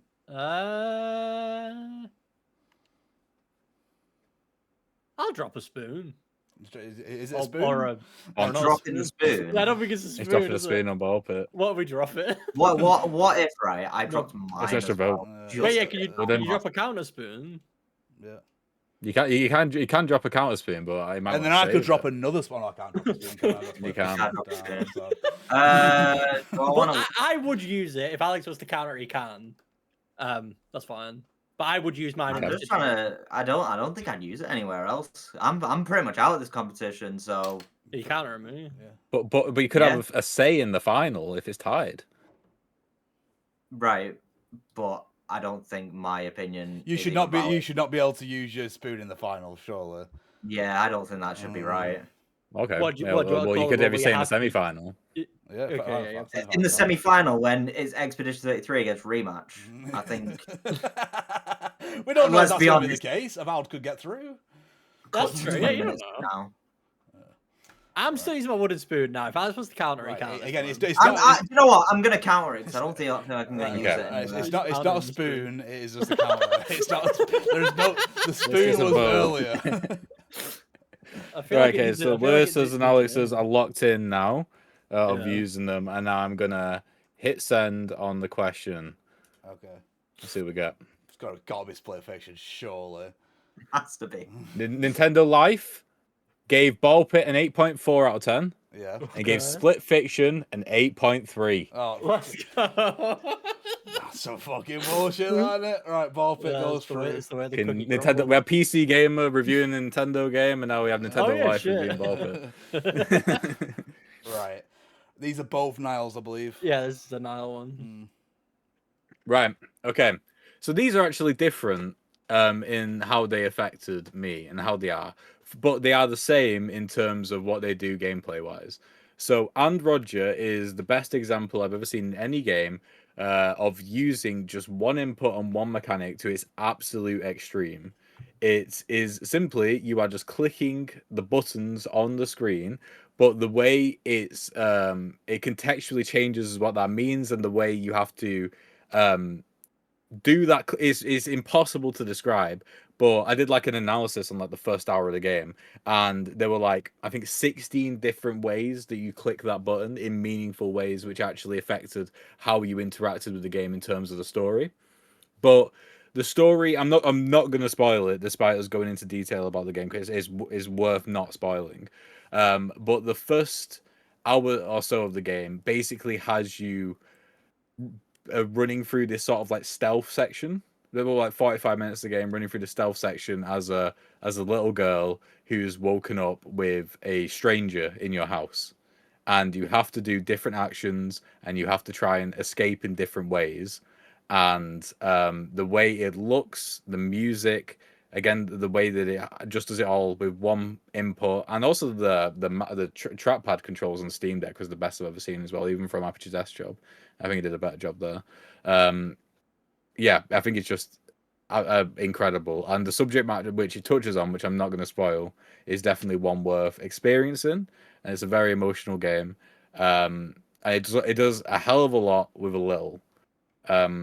And with Wonder Stop, everything which I just said there isn't necessarily a feat of design, but it's more so the point. Wonder Stop is a game which felt like it was kind of made for me. It's a game you start off as a character who is a warrior, and she's been fighting in arenas for 4 to 5 years, and never lost. And then and she's just getting better and stronger and stronger, and at some point she loses, and she doesn't know how to deal with that loss, and so she just ends up running to try and find her master who trained her. And along the way, she essentially suffers from like a panic attack and from like burnout, and collapses in the forest. She wakes up in this clearing where all that there is just like it's just a meadow with a building in the center, which houses a tea shop, which is run by a guy called Burrow.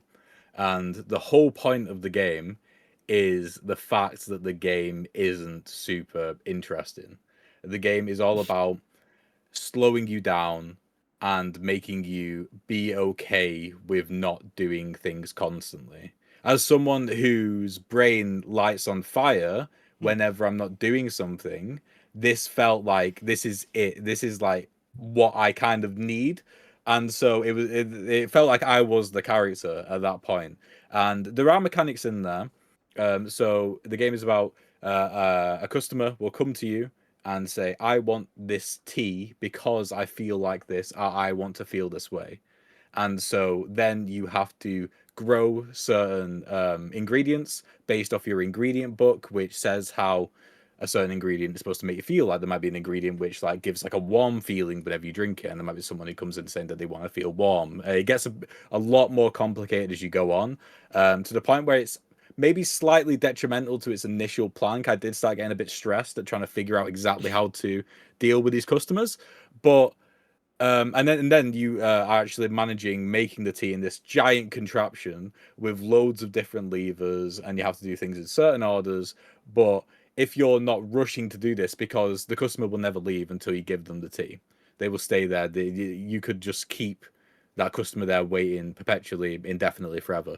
Once you give them the tea, they'll drink it. They'll say whether you did it right or you did it not so great, and then they'll leave regardless. So you could literally pour them a hot cup of water with no ingredients, and it will progress the game. Because the point isn't to do it correctly; it's just to go through the motions of doing it. And you meet a bunch of different characters, and after you deal with a few certain a certain amount of customers, then the clearing sort of resets into like a different season. And the clearing is supposed to be like this sort of magical thing. And the more you go through the game, the more customers you speak to, the more it progresses the story, the more it progresses yourself. And at any point as well, you can leave the clearing, and then you'll just start running through the forest again, and then eventually you'll like sort of burn out again, and you'll be right back at the beginning. Borrow is probably one of my favorite characters in any of the games. He's just this giant bald guy who is just really nice, and it is great. He's been running a tea shop for like he's like sort of this like mythical guy. Been running it for like centuries. And yeah, when I finished that game, I just thought I don't think there's going to be a game which is going to impact me as much as this for the rest of my life. So yeah, Cool. So I'll weigh in first. So I've not actually played either of these games, which is not quite simply just not at the time. But I did do some research on both of them, and my ruling is due to the uniqueness of each game. So the thing is, so Wonder Stop looks great. It is very unique in what it does. The issue is with And Roger, for me, is that this has been done before. By a little game called Florence back in 2018. It's a very, very, very similar thing where you got that one input kind of thing. You're going through a character's life. There's nothing wrong with that at all, but because there's not a lot for me to separate the two games because I've not played them, I'm going to have to go with Wonder Stop quite simply because it seems to be a more unique experience. Okay. I think I'm going to follow the same sort of logic, to be really honest with you. I haven't had the chance to actually play And Roger yet, even though I've constantly said that I would. I own the game. I bought it ages ago and now told me to play it. I just still haven't played it, and I've refused to look anything up because I don't want to get spoiled. And he made it seem like an experience that is very much worth experiencing yourself. And it seems like one of those things where if it does get spoiled, the game's concept and just entire existence is kind of ruined. So I've actively avoided looking anything up because I don't want to ruin that experience for myself. So as a result, I don't overly have an opinion on Anne Roger. So I'm just going to follow Oliver's idea and logic of Wonderstop being unique, or what Wonderstop is doing is being unique. Just honestly to save Anne Roger for myself and not potentially ruin it for myself. By trying to find an argument for it. So for me, I like Dowdra and Niall's entire and Roger rant, so I didn't get to hear any of it. But from what I remember Niall telling me about Wonderstop, he said, it's mad boring, it's 10 out of 10 though. And I don't understand that, so I'm just going to go with Anne Roger, just on that logic. It's just, these are both games where you need to play there's other feelings. There's other feelings that you can have whilst playing a game than boredom or frustration or fun. There's other on the spectrum of feelings. There's more. No, Yeah, I don't agree. No, Whimsy. No, you could have said that's a Katamari. No, I do agree. I've played games in my life that are just mad boring, but it does. I still loved the game though. Like sometimes you just have to. Sometimes it just has to be mad boring. Sometimes it's just required reading for something to be boring, and you have to try and find enjoyment elsewhere. And I think that's a perfectly valid experience for the game. I do admit that sometimes games are just boring and unfun. Alan Wake and then at that, is a good and then example. Alan Wake is an incredible Terrible. example. No, Alan Wake is a fantastic example. That game made me suffer. I hated every second of it, but my God, did I want to know what happened.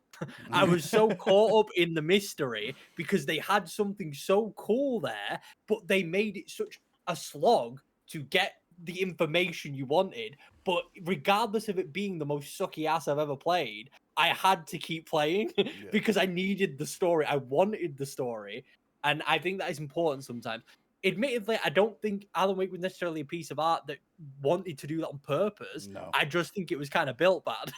I just think the gameplay just wasn't great, and they fixed all of that in Alan Wake 2, to be honest. But yeah, sometimes games just do kind of suck, but it doesn't mean they're bad.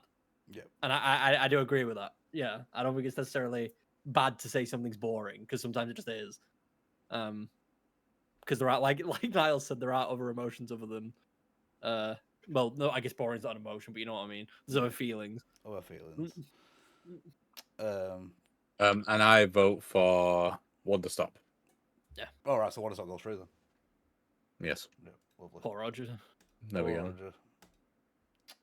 Right, okay, so the final one in the first round, Doom the Dark Ages versus Ghost of Yoti. Is Ghost of Yoti yours, Alex? Yeah.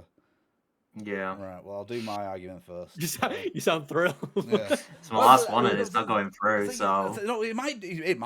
This is the thing. Like, so Ghost of Yoti is a great game. It really is a great game. I enjoyed it. I had my issues with it. I enjoyed it, but Doom the Dark Ages though, boy, Doom will never ever not be fun. Doom is one of the greatest game series of all times in terms of just pure fun. It is great. You're killing demons, all that kind of stuff. The changes they made in this game to the actual Slayer, because they've changed it with each iteration with this new reboot series. It slows things down, where you're more of a tank than someone who jumps around and avoids the fight. Not avoids the fight, but avoids the damage. This time you stand there with a massive shield and you take it, and you fight back in that way. And for that, it made me feel so powerful to be the Slayer in this one. And just the kind of they expanded upon the story as well. It's more of a story-based game than the last two have been. The story's obviously always been there in Doom and Doom Eternal, but this one they open it up massively. It's got its issues. For example, the dragon levels and the mech levels, they didn't need to be in it. I don't think. I like to think of them as bonus stages kind of thing, but regardless of the fact you have to play them, and they do drag a little bit. In terms of if I think it's better than Ghost of Yoti, I think I definitely had more fun with it. Okay. Alex. So Ghost of Yoti, it was really good. It's so much better than Ghost of Tsushima, just on the basis of expanding on the weapon system and the actual backstory of the character. Like playing as Atsu. Is it Atsu? Brain's gone. Atsu. Yeah, it's Atsu. She has a much better story than Jin. she like you actually feel for her. Like Jin was like obviously you understand this story with Atsu. She's lost her family when she was younger, and it's just a good revenge story. And with the whole world open up to you from the start, so there's no like stuff that's locked behind progression through the actual map and stuff, apart from like certain like people that you have to kill in like a certain order. Yeah. It's really good with all the characters are really good and how all the backstories and stuff was told. It's just a good time. Yeah, it was good fun. So my issues with Ghost of Yoti was so there's certain points in the story where you don't know where to go, and it's you have to just basically there's a certain area of the map where you just need to wander around until you find like a gang of baddies, and then one of them will tell you where to go next. But it's not. That's not like that's just no. That there's a difference between like too much signposting and just no signposting at all. You need some kind of things. That was really frustrating for me. And the pacing of Ghost of Yoti for me was a big issue. The front half of the game is incredibly bloated for very very little reason. It didn't need to be like that. I think they could have just so that because obviously you basically the concept of the story is you're killing 6 people. You got to get revenge on 6 people, but the first 3. I feel they could have been a lot shorter and they could have lengthened the ones later because the later ones feel really rushed. Yeah, like with the Kitsune took majority of my time, and that was the first one I went after. Oh, for me, it was the Oni. The Oni's fucking forever.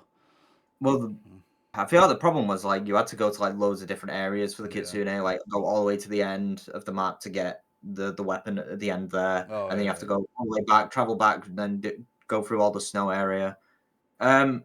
I think, like, obviously, like my argument against Doom Dark Ages was I played Doom Dark Ages, and I think I only got like 5 or 6 levels in, and I was just like, this is a lot of the same. Like, there was obviously, yeah, like I just didn't feel like there was enough of it to like that innovated from the previous games. Like, obviously, you got the shield, but there's you had the mech levels as well. But other than that, it just felt I wouldn't count them as innovations. I count them as a bad thing. Like the innovation in Doom the Dark Ages is the fact that the way you fight is completely different. But also Ghost of Yoti also has innovations in the fact that you got number one, the story is just miles better than the first one. The characters are better. The weapons, obviously you got more weapons than you did previously.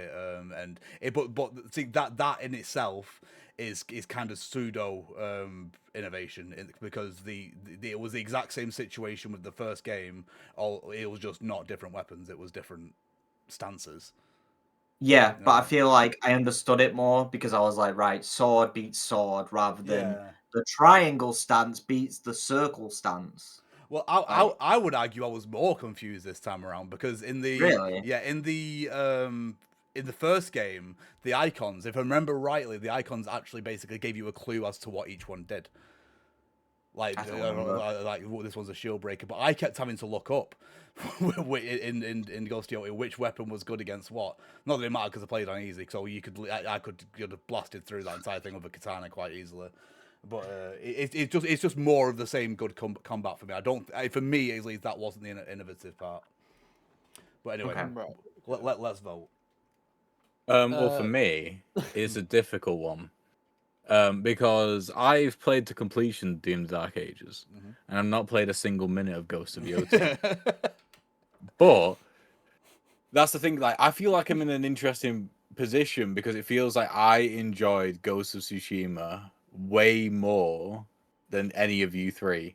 Like, because a lot of the negatives which you three talk about, I didn't have. I thought it was an incredible story. I really liked Jin. I thought the gameplay was amazing. I thought the pacing was great.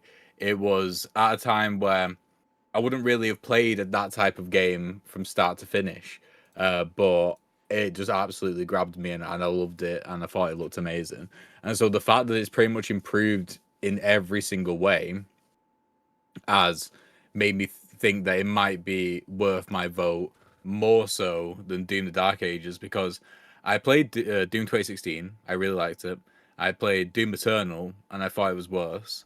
And then I played Doom the Dark Ages, and I thought that was worse as well. So it just, Yeah, Doom 2016 is still my favorite Doom. I feel like the way you move around and the way you attack in Dark Ages is slightly better, just for me personally as a player. But just the game is so much more unfocused. It goes away from what is enjoyable about Doom. Like I really, really didn't like the flying missions. I really, really didn't like the Met missions. And overall the story was meh. But with Doom, it felt like every single part of that game was pretty much spot on with what it should be. So that's why I'm leaning towards Yoti at the moment, without confirmation.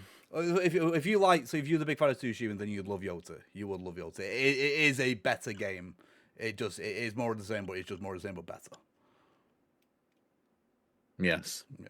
Indeed. Lewis, what's your thoughts while I mull this over? He's not mulling anything over. He's inboxing me. Such a bastard. Right, it's difficult for me because I haven't had a chance to play Go to Yota yet at all. And Doom the Dark Ages, I also haven't played. The main thing that I knew about Doom the Dark Ages, just based on the general thoughts and opinions of this year and what people said, is that it just doesn't seem to be as good as the previous Dooms. In terms of people talking about it and the way people discuss this game, it seems to have done something wrong somewhere, because the way people express their feelings about this game does not remotely seem similar to that of Doom 2016 or Doom Eternal. I don't know if people are just kind of getting bored, or like they think the Doom formula is getting stale. Maybe, I don't know. But it really seemed like overall the experience with Doom this year was just a lot lower and just a lot less interesting than it was compared to previous years. Goes to Yote.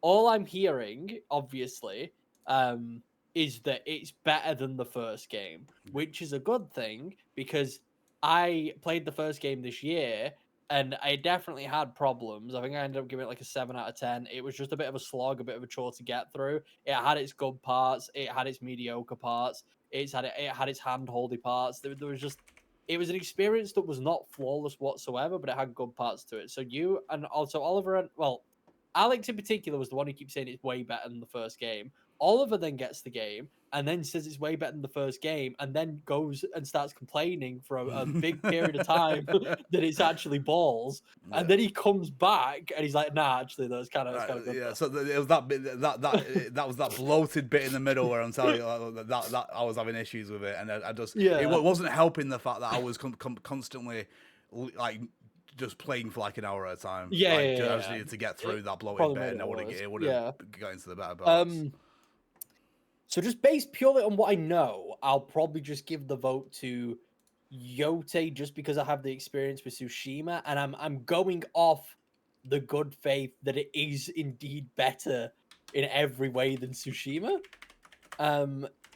Giving it to Doom, the Dark Ages at all would just be disingenuous, because I haven't played it. I've played 2016, but I have not touched the Dark Ages whatsoever. And even if I was basing it just off the general consensus of this year, I've heard a lot more people talk positively on Yote than Doom the Dark Ages. So that's fine, Daddy. I'd give it to Ghost. Niall, did you come up with a vote? Did his bribes fall apart? Despite what I said about Yoti, I feel like I have to give it to Doom. Oh damn! Just simple. Yeah, so that'll make it 2-2, right? That would make it 2-2, yes. Yeah, just simply because I completed it and the core of the game is good. If I played Yoti for even an hour or two, I'd maybe consider switching it. But I don't have any grasp on any of the issues which you guys have said. So, with that in mind, if no one wants to use tiebreaker, which I don't think we can apart from me, which I think I want to save it, mainly for retribution, I'm gonna ask our assistant over here. They have picked the website Tech Radar. Yeah. And they gave Yoti a 4.5 out of 5 and Dark Ages a 3.5 out of 5. So Alex survives into the next round with one of his games. Lovely stuff. Right. Expedition 33. Yep. Yeah, I mean, it's just, come on. Conversation over. Yeah, this is Yeah. not. I don't know, you know, because like Avowed, like one thing which you mentioned, which was really interesting, is that I it really respects hate your it. time. It does respect your time. It does. does. It respects, And- which is something which can't be said about Expedition 33. Yes, it can. I Because believe it's I- not. I- not. yeah. It's not a 70-hour JRPG. It's a 30-hour, even 25-hour. Yeah, no, you If know, you- Yeah, it's but not it's not that long. 11 hours. And if we're all in Yeah, but you agreement can't that we're make- you sticking can't to how make- short the game is, then I think it has to go to Avowed. If that's what we're all saying. that's not what we're saying. That's not the That's only not what we're saying. consideration, That was is your it? Niall's trying to get a 2 to it so he can knock it out, and it's just not going to happen. Yeah, no, Expedition 30. It was a 3-1 anyway. Yeah, 3-1. Anyway. Well, this Well, one, yeah, he's but- trying to win someone over. There's no one getting one over. It's Lewis, my guy. You No, have how many games do you have in here? You have 3 right He hasn't now. fucking played Avowed, man. I want to be able to, like, I'm not even saying there's anything wrong with Avowed. I agree that some parts of Expedition 33 are weirdly paced. That is for sure an issue. But I haven't played Avowed, and I have nothing against Expedition 33. Do you right remember that time that you had, that time that you suffered with Expedition 33? Yeah, and that's because I chose to do all of the side quests, and then But- realized that I have free will, and then was like, nah. And then If you turned it chose to off. do all the side quests in Avowed, like your brain wants you to do, Yeah, I then would've what was done it, it in- 11 hours? Yeah, I would've 11 beaten hours to 11 do hours. all funny. of it. Which Even would if have it been goes cool. to 2-2, Expedition 33 still wins. Yeah, I don't have a Well, no, spoon, I've got a vote. Oh, yeah, he's got. Yeah, well, no, Oh, no, this that's is what Niall's trying to do. He's trying to make it a 2-2 so he can use his vote against Expedition 33. That's what's happening here. Don't let it happen. I'm just saying that if if Lewis played Avowed, he would prefer it over Expedition 33. Right, I'm telling you now, I Lewis, don't- as someone who's played both of them, that isn't true. I was about to say, I'm not 100% sure that is true. No. I feel like there's a chance I might enjoy Avowed. Yeah, you might. I don't think I'd enjoy it more than Expedition 33. I feel like that's a stretch. Yeah. Like I said, I'm not against arguing for the other games. I'm not a one-sided man. I'm just like, based on my experience, it's just kind of a no-brainer to vote for Expedition 33 in this instance. Yes. I just haven't played Avowed, and even if it is 11 hours, which is cool, I just doubt it'd be more enjoyable than Expedition 33 for me. I'm sorry. Right, let's throw That's Expedition disappointing. 33. There's opportunities for it to. Wait, no, there isn't. Right, anyway. Yeah, no, there is. There is. On to the next one. Rematch versus Rift. Which are these both Lewis's? These are both Lewis. mine. Lewis's. Yeah, I mean, for me, I'd have to go rematch because I haven't played Rift. But also rematch was a great game. Yeah, this sucks as well. I'm gonna go for Rift. I'm gonna go for Rift just because I know I glazed rematch, but it's because I'm backing my boys, bro. I have arguments for everything, but Rift of the Necrodancer was just really fucking good. It's just a really fucking banging game. Rematch, I would like it to get to the vote. I would like it to get the vote just because it's a multiplayer thing, and the fact that multiplayer thing is even made it as far is very cool. But Rift of the Necrodancer is just too quality of a game. I'd argue if we're just talking quality, Rift of the Necrodancer is more quality than Rematch. Rematch has its problems. Necrodancer didn't really, at least to me. No. So I'm gonna back Rift personally. So for me, this is basically a rhythm game and a FIFA game, and this is wild for me that I am even considering like a FIFA clone. I know it's more like a Rocket League. Yes, clone. I won't call it a clone. Yeah, it's No, clone. well, like obviously, like my history. It's just a FIFA football. is It's just a football game. Yeah. Yeah. The fact that you're choosing a football game. Yeah, I know it is wild to me considering I know basically nothing about football. It was just fun to play rematch, and I'm really bad at rhythm games, so I'm just gonna go with rematch. I think either vote here is valid. It's just me and Oliver have obviously played Rift, so I mean, I guess it just. Yeah, I'm gonna go for Rift. Yeah. I'm gonna go for Rift. Right, so is that another time? That is a tie, yes. That is a tie, and I do not want to use mine. Yes, Have I because we got the semi-finals got an coming up. opportunity? I have got the opportunity to use mine, actually, yes. Oh, yeah, you still have your spoon. Yeah. Yeah, Sorry, I spoon. can't. I'm just gonna keep calling it spoon. I'm sorry. Spoon. I should have an extra spoon, if anything, for calling it spoons, because I won the wooden spoon. I should have That's more true. spoons. Oh, so true. I should have a drawer full of spoons. No, No. no. Pro dancer. Right, okay. What site is it picking? It is picking rock paper shotgun. What? Oh, Okay. no. Pick a different site. They use obscure terminology. Yes,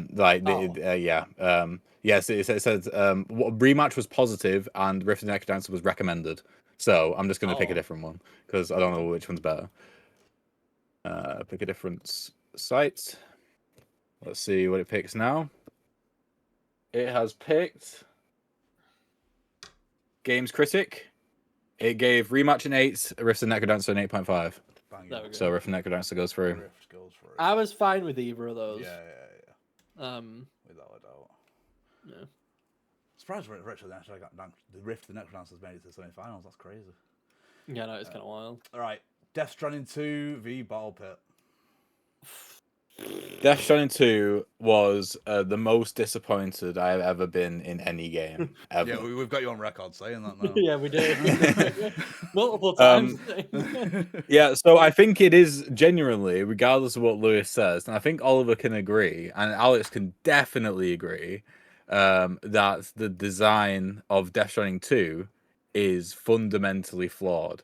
I feel like it was very much a complete misjudgment on what players who liked Death Stranding, not players who didn't like Death Stranding or didn't like it enough, what players liked and loved Death Stranding really enjoyed about the gameplay of Death Stranding, which is the struggle, it's the getting from point A to B and really having to puzzle out how to do so.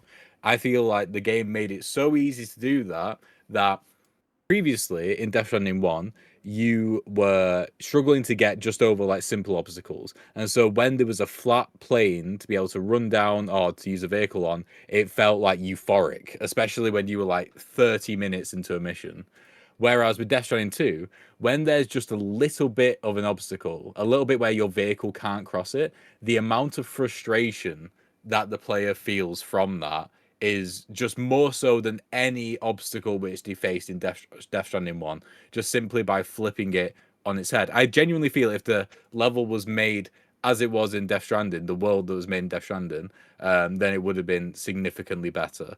I feel like some of the even if they kept like the not the metro, the what's it called, the thing where that goes around the map. I was gonna call it the monorail. It's not a monorail. Or is that a monorail? Monorail, yeah, the monorail's the right one. Yeah, even if you kept the monorail, like I think that would have been good. It takes a lot of effort to build that monorail, and you only go around the perimeter of it with the world anyway.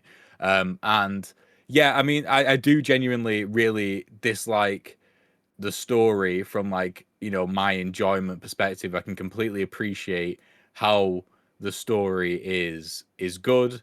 About how it deals with loss and mourning in particular. But the one thing which I really struggled with that is that it didn't. I don't think it ever really allowed the player to engage with that. Or it allowed the player to engage with the mourning and the loss because it built a world where it feels like anything's possible. Anyone and they can come back from the dead at any point, and there's stuff with timelines and stuff with just stuff which doesn't really play by the rules. So it was never really the case of I've got to spend like what I think Kojima wanted us to do was spend this journey with Sam mourning a loss. It was more so like just not even the hope, but just like something will probably work out because surely this can't be it. And so I never really got that release, and then the ending was therefore a disappointment to me, even though like spectacle wise it was one of the better endings I've seen in the game, probably. So spectacle wise, probably Final Fantasy 7, both of those games, the ending of that beats that. But yeah, and then so I feel like Ball Pit is just significantly better designed, is more fun to play, and there isn't a very, how to put it, like obtrusive story constantly making me just feel bad. Yeah. So it has to, for me, it has to go to Ball Pit. Yeah, I think that's valid. I mean, that is like genuinely perfectly valid.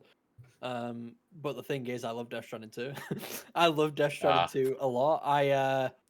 All of the struggles that Sam went through in the first game, I fully agree with. That was part of the experience. That was part of the grind. That was part of the nature of the game.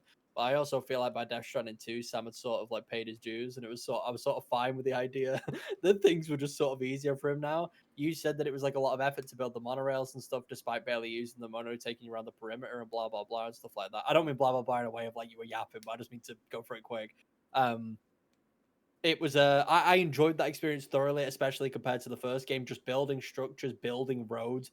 I built I did build every single road. I'm pretty sure I built every single monorail. I built every single road. The general experience of travel and just getting around, getting things from point A to point B, I thought was a million times more fun than in the first game. Yes, because it was made easier, but it was also only made easier due to my own just experience with the game and my own building. It's not like the structures were already there for me. I still had to put in the work and put in the effort to do it, and a lot of my playtime was spent doing that, and I was rewarded for doing so. So as a result, I just enjoyed that whole experience because I felt like I was actually having an input and putting input into the world. Whereas in the first game, and admittedly, I did play it years and years and years and years after it came out, so maybe the online aspect of it was obviously not as good as when it first dropped.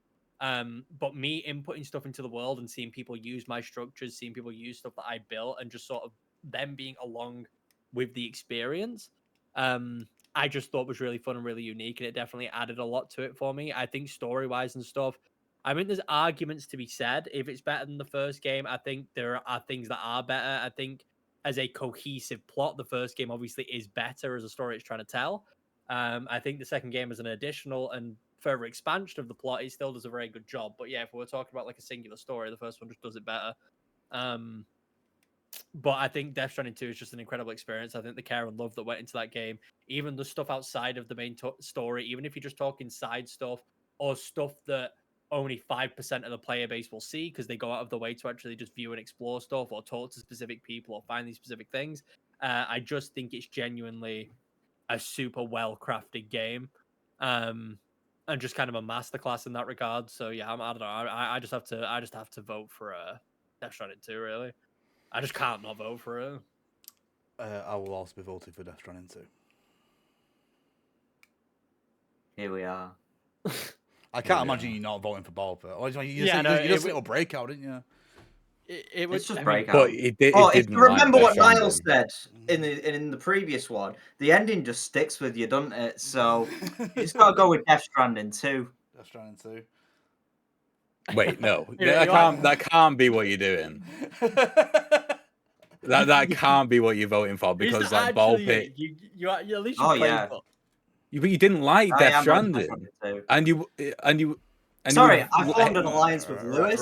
Right. Should I yesterday? So should I stop that? I can stop this argument quite easily in saying I wasn't letting Ball Pit get through it now. The spoon, the spoon was getting used either way, and that's not malicious. It's because it's the last time I've got to use it, and I genuinely think Death Stranding 2 is a better game.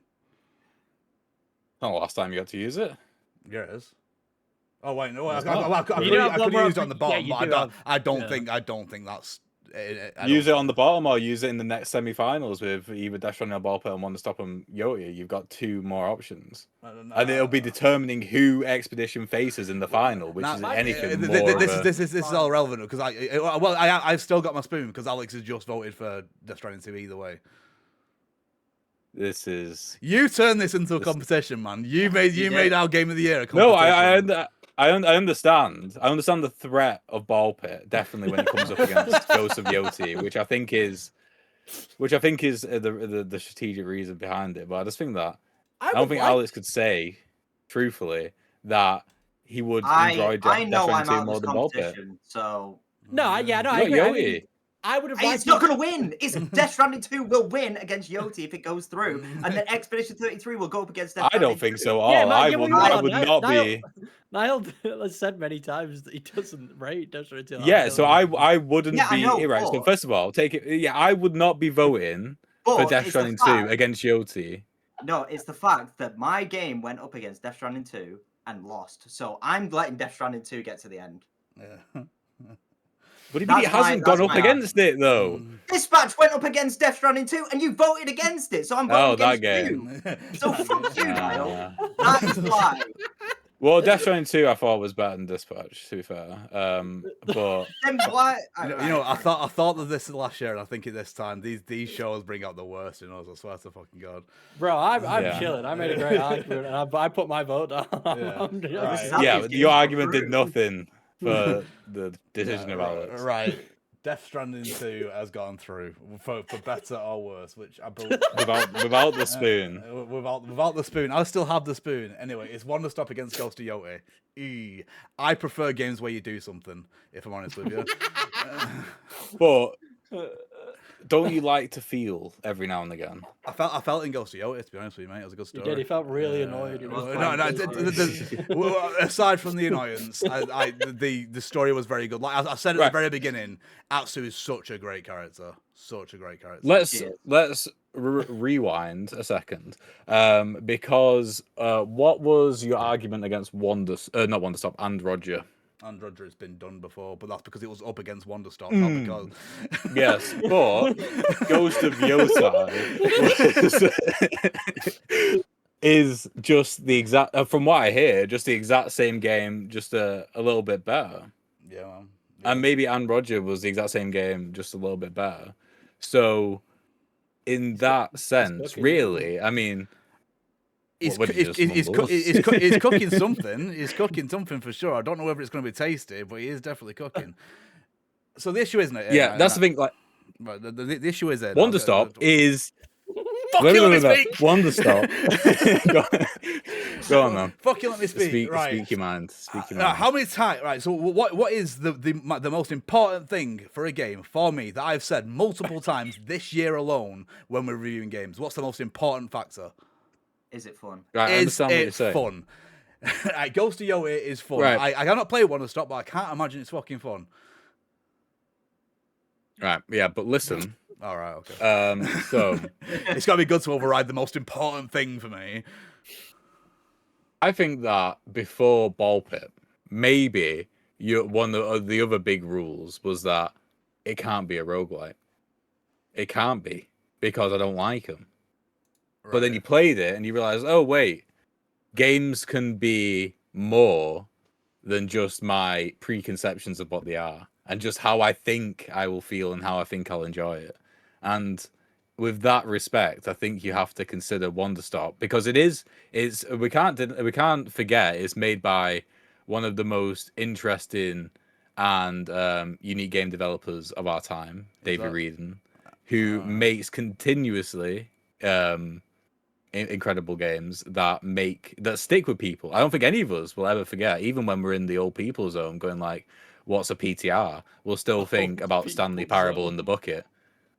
Yeah, we'll still think about that bucket in Stanley Parable. And you've got to imagine, and it is true, a lot of that magic which comes from the Stanley Parable, and which you might have seen or might not have seen in the Beginner's Guide, I don't know what you think of it yet, is present in Wonder Stop.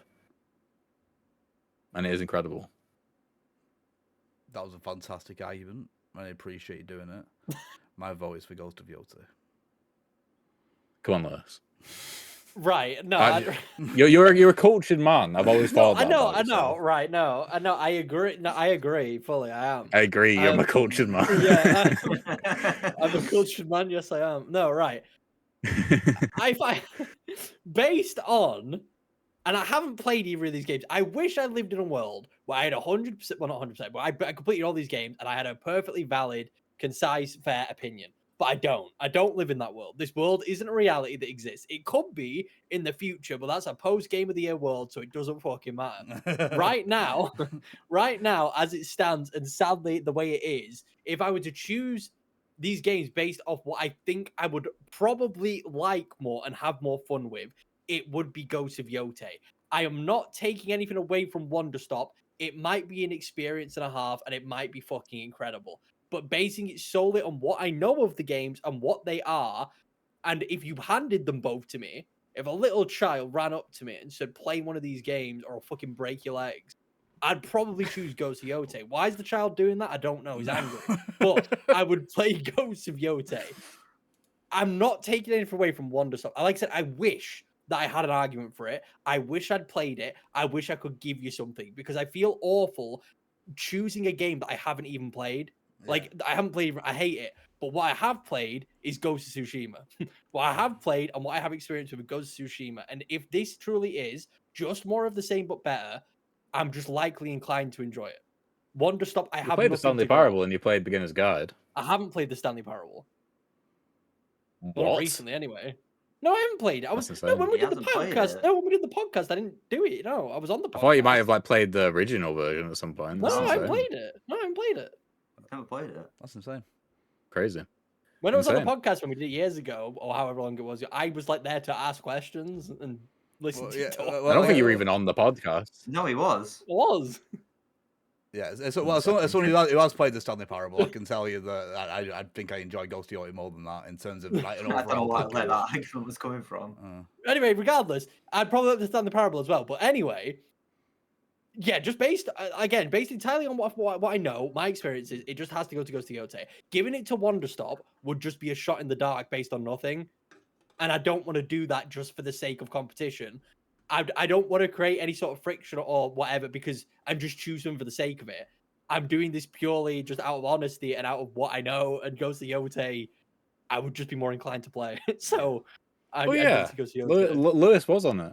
I know, but I haven't played it. Right, crazy. right. Let's move on. So we'll agree Ghost of Yoti is going through. Apart from now, yeah.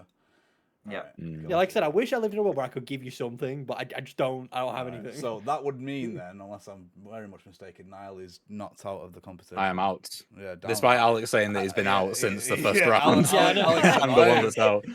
Every single game that gets chosen, I'm out, boys. Semi-finals time.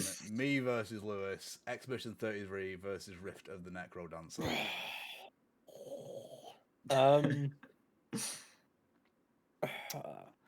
Right. I mean, I don't know what to say what hasn't already been said, to be honest, about either of the games. You know, It's kinda... so we haven't really hyped up Expedition 33 yet. It's just been very No, it's going through. Expedition 33 is a masterpiece. It's just a fantastic storytelling. It does turn-based battling better than any game that has come before it. It looks great. It's just the music is fantastic. Just every single part of that game.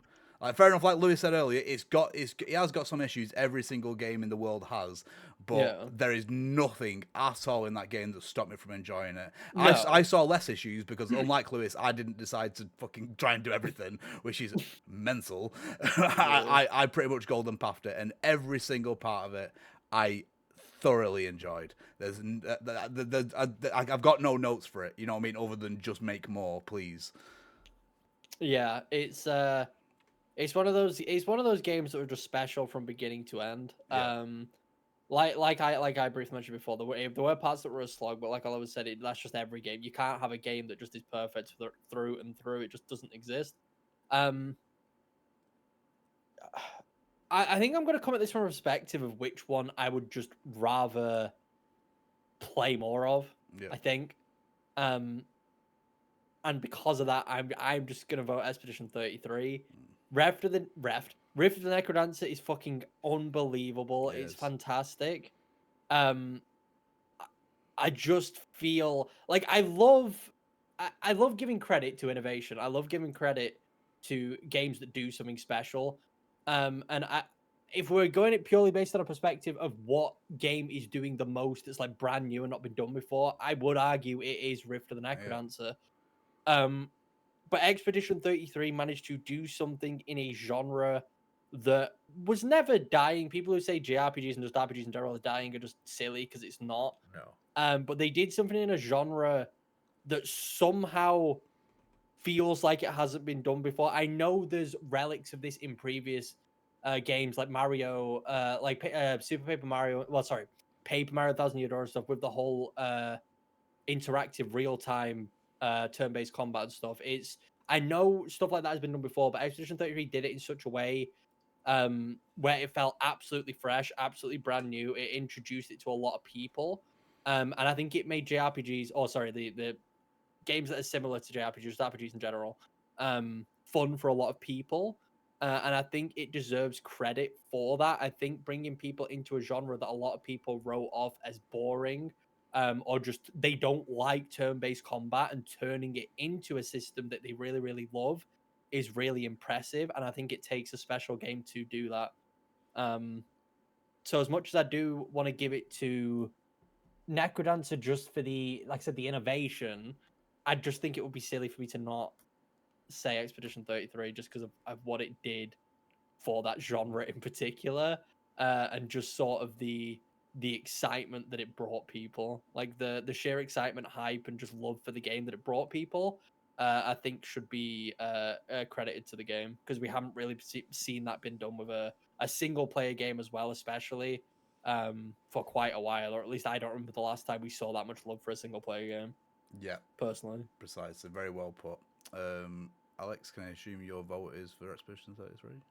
Oh yeah, of course. It was like when I first started playing it and I got through that opening cutscene. I know this is probably the exact same as my opening statement from our review, but like it just hooked me. I was literally just hooked from that moment, and I couldn't put it down. So I think yeah, I have to. Like, I mean, I don't like rhythm games, so I can't pick Rift of the Necrodancer. Yeah, from a man who used to avoid the tall grass in Pokemon, so I didn't have to do battles, and tried to get around the back of trainers, so I didn't have to do turn-based battles. I was actively searching out combat in this game. I wanted to do it. It was so fun. Niall. That's what I mean. I just feel like it did so much for the genre. I feel like that's important to know. Legit, it really, really did. Niall, do you have an argument against? No, Expedition 33 out of the two, definitely. Okay, cracking. Cool. And it goes to the final. Death Stranding 2 against Ghost of Yoti. Anyone want to start on this one? I feel like I've said so much about Death Stranding 2 at this point. Yeah, regardless of what I've said, Death Stranding 2 has to go in front of Yoti. Like, I'm gonna vote Death Stranding 2 just because it's just a great fucking game. I've played. I'm the only one here who's played both of them, and Death Stranding 2 is the better experience by far. Yeah, I mean, I've got no argument.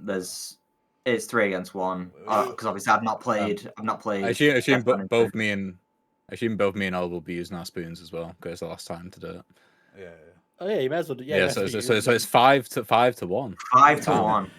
That's a brutal 5 spoons. Yeah, we get to the point now we've argued so much for each game that there's very little more to say. Yeah, that's the thing. Yeah, I've said so much about both. Even the Expedition 33, that I feel like I said most of what I have to say.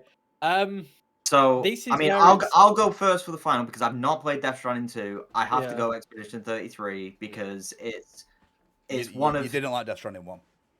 I didn't like Death Stranding 1. I can't go into a sequel when I didn't even like the first game, when it's just more of the first game. So just for that fact, I have to go Expedition 33. Fantastic experience. It deserved winning Game of the Year and all of its other awards that it won. It's just a phenomenal experience. And if you've not played it, then you need to turn off this podcast right now and just go and play it. Just go and play it. I mean, right at the end, they can just finish this, I suppose. You may as well tough it out for the last couple of minutes. I, just for the sake of fun, I don't know how fun it is because I feel like the vote's not going to matter. I'm just going to vote for Death Stranding 2. Don't you think it's better? Like, you've been saying that it's been your game of the year. Like, that's the thing. I love it. I have valid reasons for both, and I think in an ideal world I would love Death Stranding 2 to win. It's just more of a thing of I don't think this is going to win out of the 4 votes that we've got right now.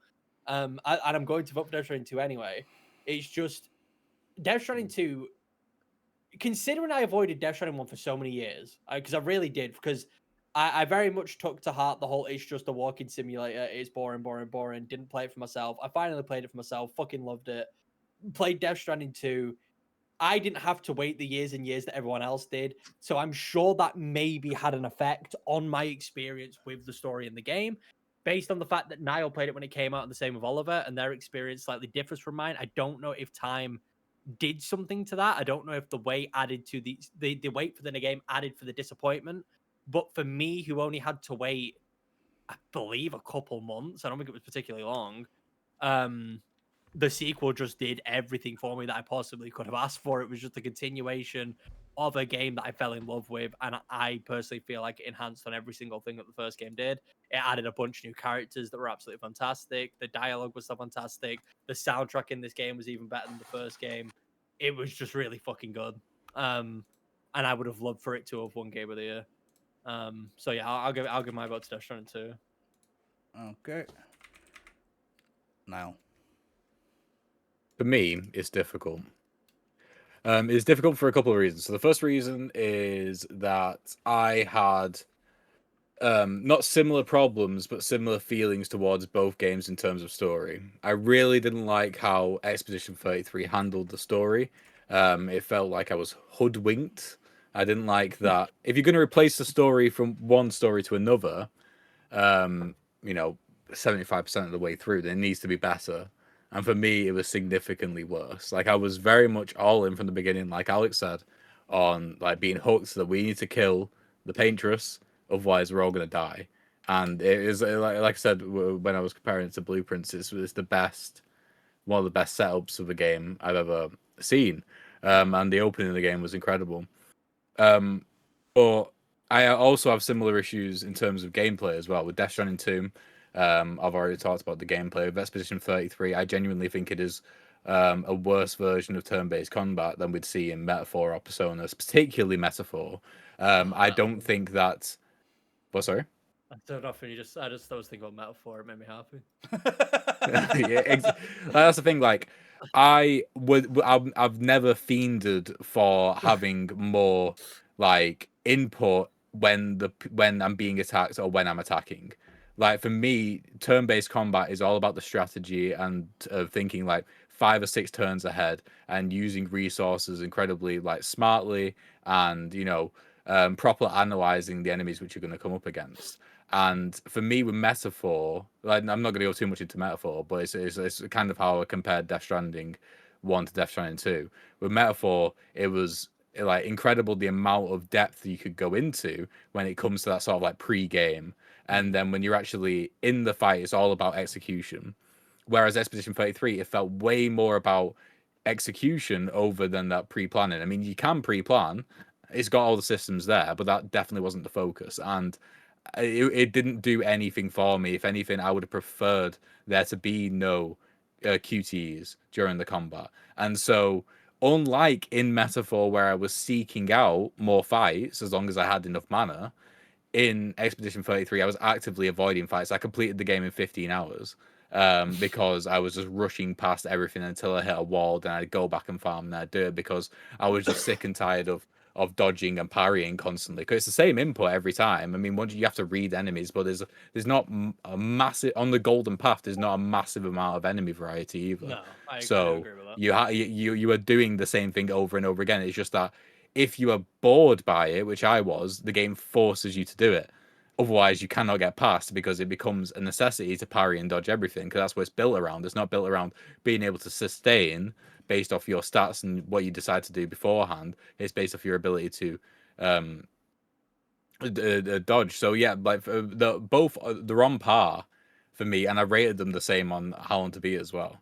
Which means that for me, I think the fairest thing is for it to be 2-2 and for it to go to random chance. I can't believe we decided, in my personal opinion, decided our Game of the Year. Right, we went through all this. We've been Well, on this is a 2.5-hour podcast, and it's come down to a fucking. Well, that's the thing.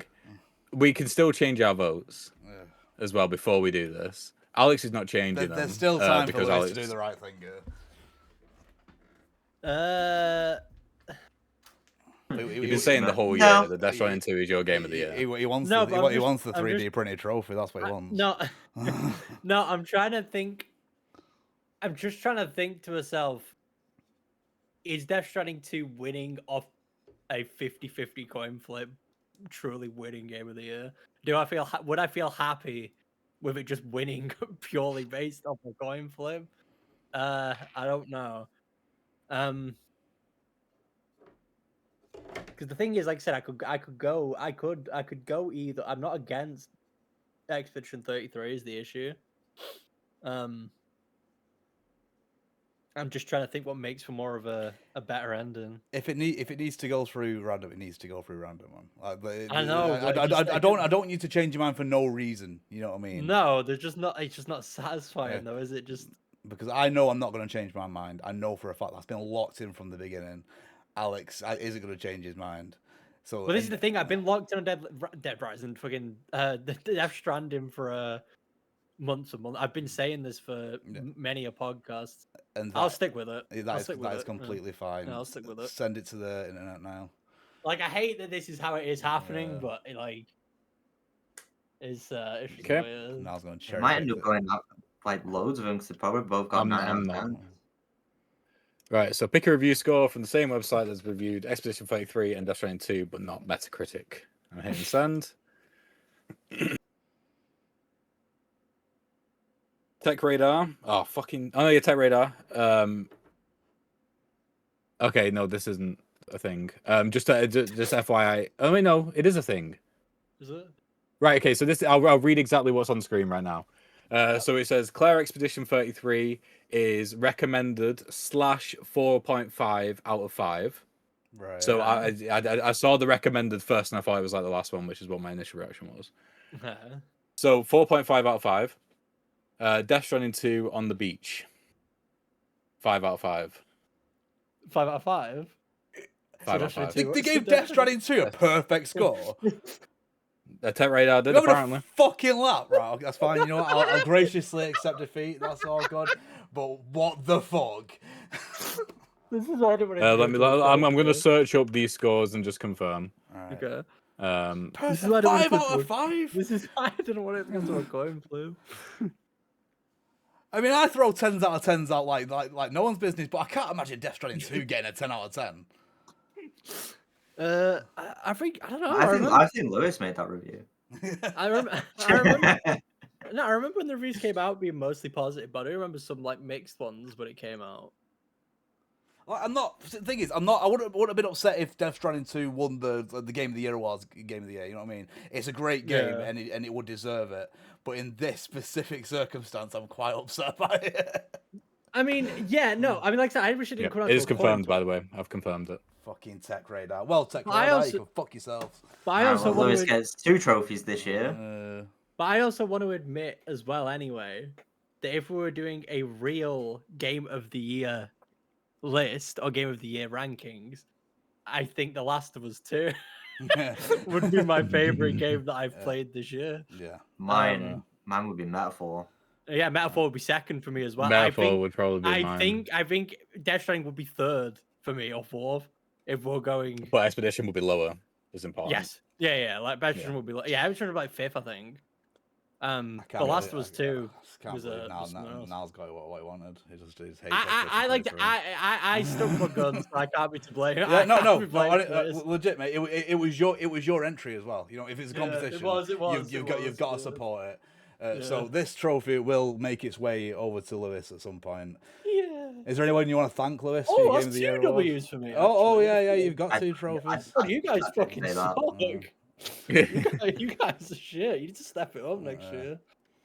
Yeah, I'd like to thank Alex, Oliver. You're welcome. I'll thank Niall as well. Yeah, Hideo Kojima as well, I assume. I think it's obvious, unlike Jeff. Yeah. Didn't get anything. My boy was so sad. I've seen the posts. And yeah, you guys just need to step it up next year. Death Stranding 2. You need to improve on pretty much. I'm everything excited that for you next do. year. Yeah. Oh yeah. It's going After to this be year's interesting. ludicrous split. I mean, I think this year was incredible for games. I mean, just look at the names on the list there. Look at some of those that went out in the first round. No, it was. No, this year for gaming, I do want to say, this year for video games in general has been phenomenal. Like, I want to say it's been one of the best years of our lifetime. I don't know if that's true, but it really feels like it. This year was nuts. It does. This year was like very, very, very nutty. And I do hope that it can continue next year as well. Yeah, I hope we have some good stuff to look forward to. And I hope we have a lot of surprises as well. I hope we have a lot of stuff that like just sort of drops and then is just really damn good out of nowhere. Could be a good year. Because there's nothing better than just seeing people all of a sudden just saying this game's the best game ever, and then you play it and you go, oh, it is. They weren't wrong. They were spitting. Legit. And yeah, hopefully we see more of that. So just to recap, the official Played Sock Repeat Game of the Year is Death Stranding 2. Right, so we'll call it there. It's been a fucking long 2.5 hours. It's probably the longest show we've ever I done. did say this. Yeah, you did. I wasn't expecting it to go on as long as it did, but yeah, 2.5 hours, probably the longest thing we've ever done. If you have watched, thank you very much for sticking with us. I know you probably won't agree with the majority of the decisions that we made at all, but we hope you have a great new year, and we shall see you in 2026. Bye. Goodbye. Goodbye.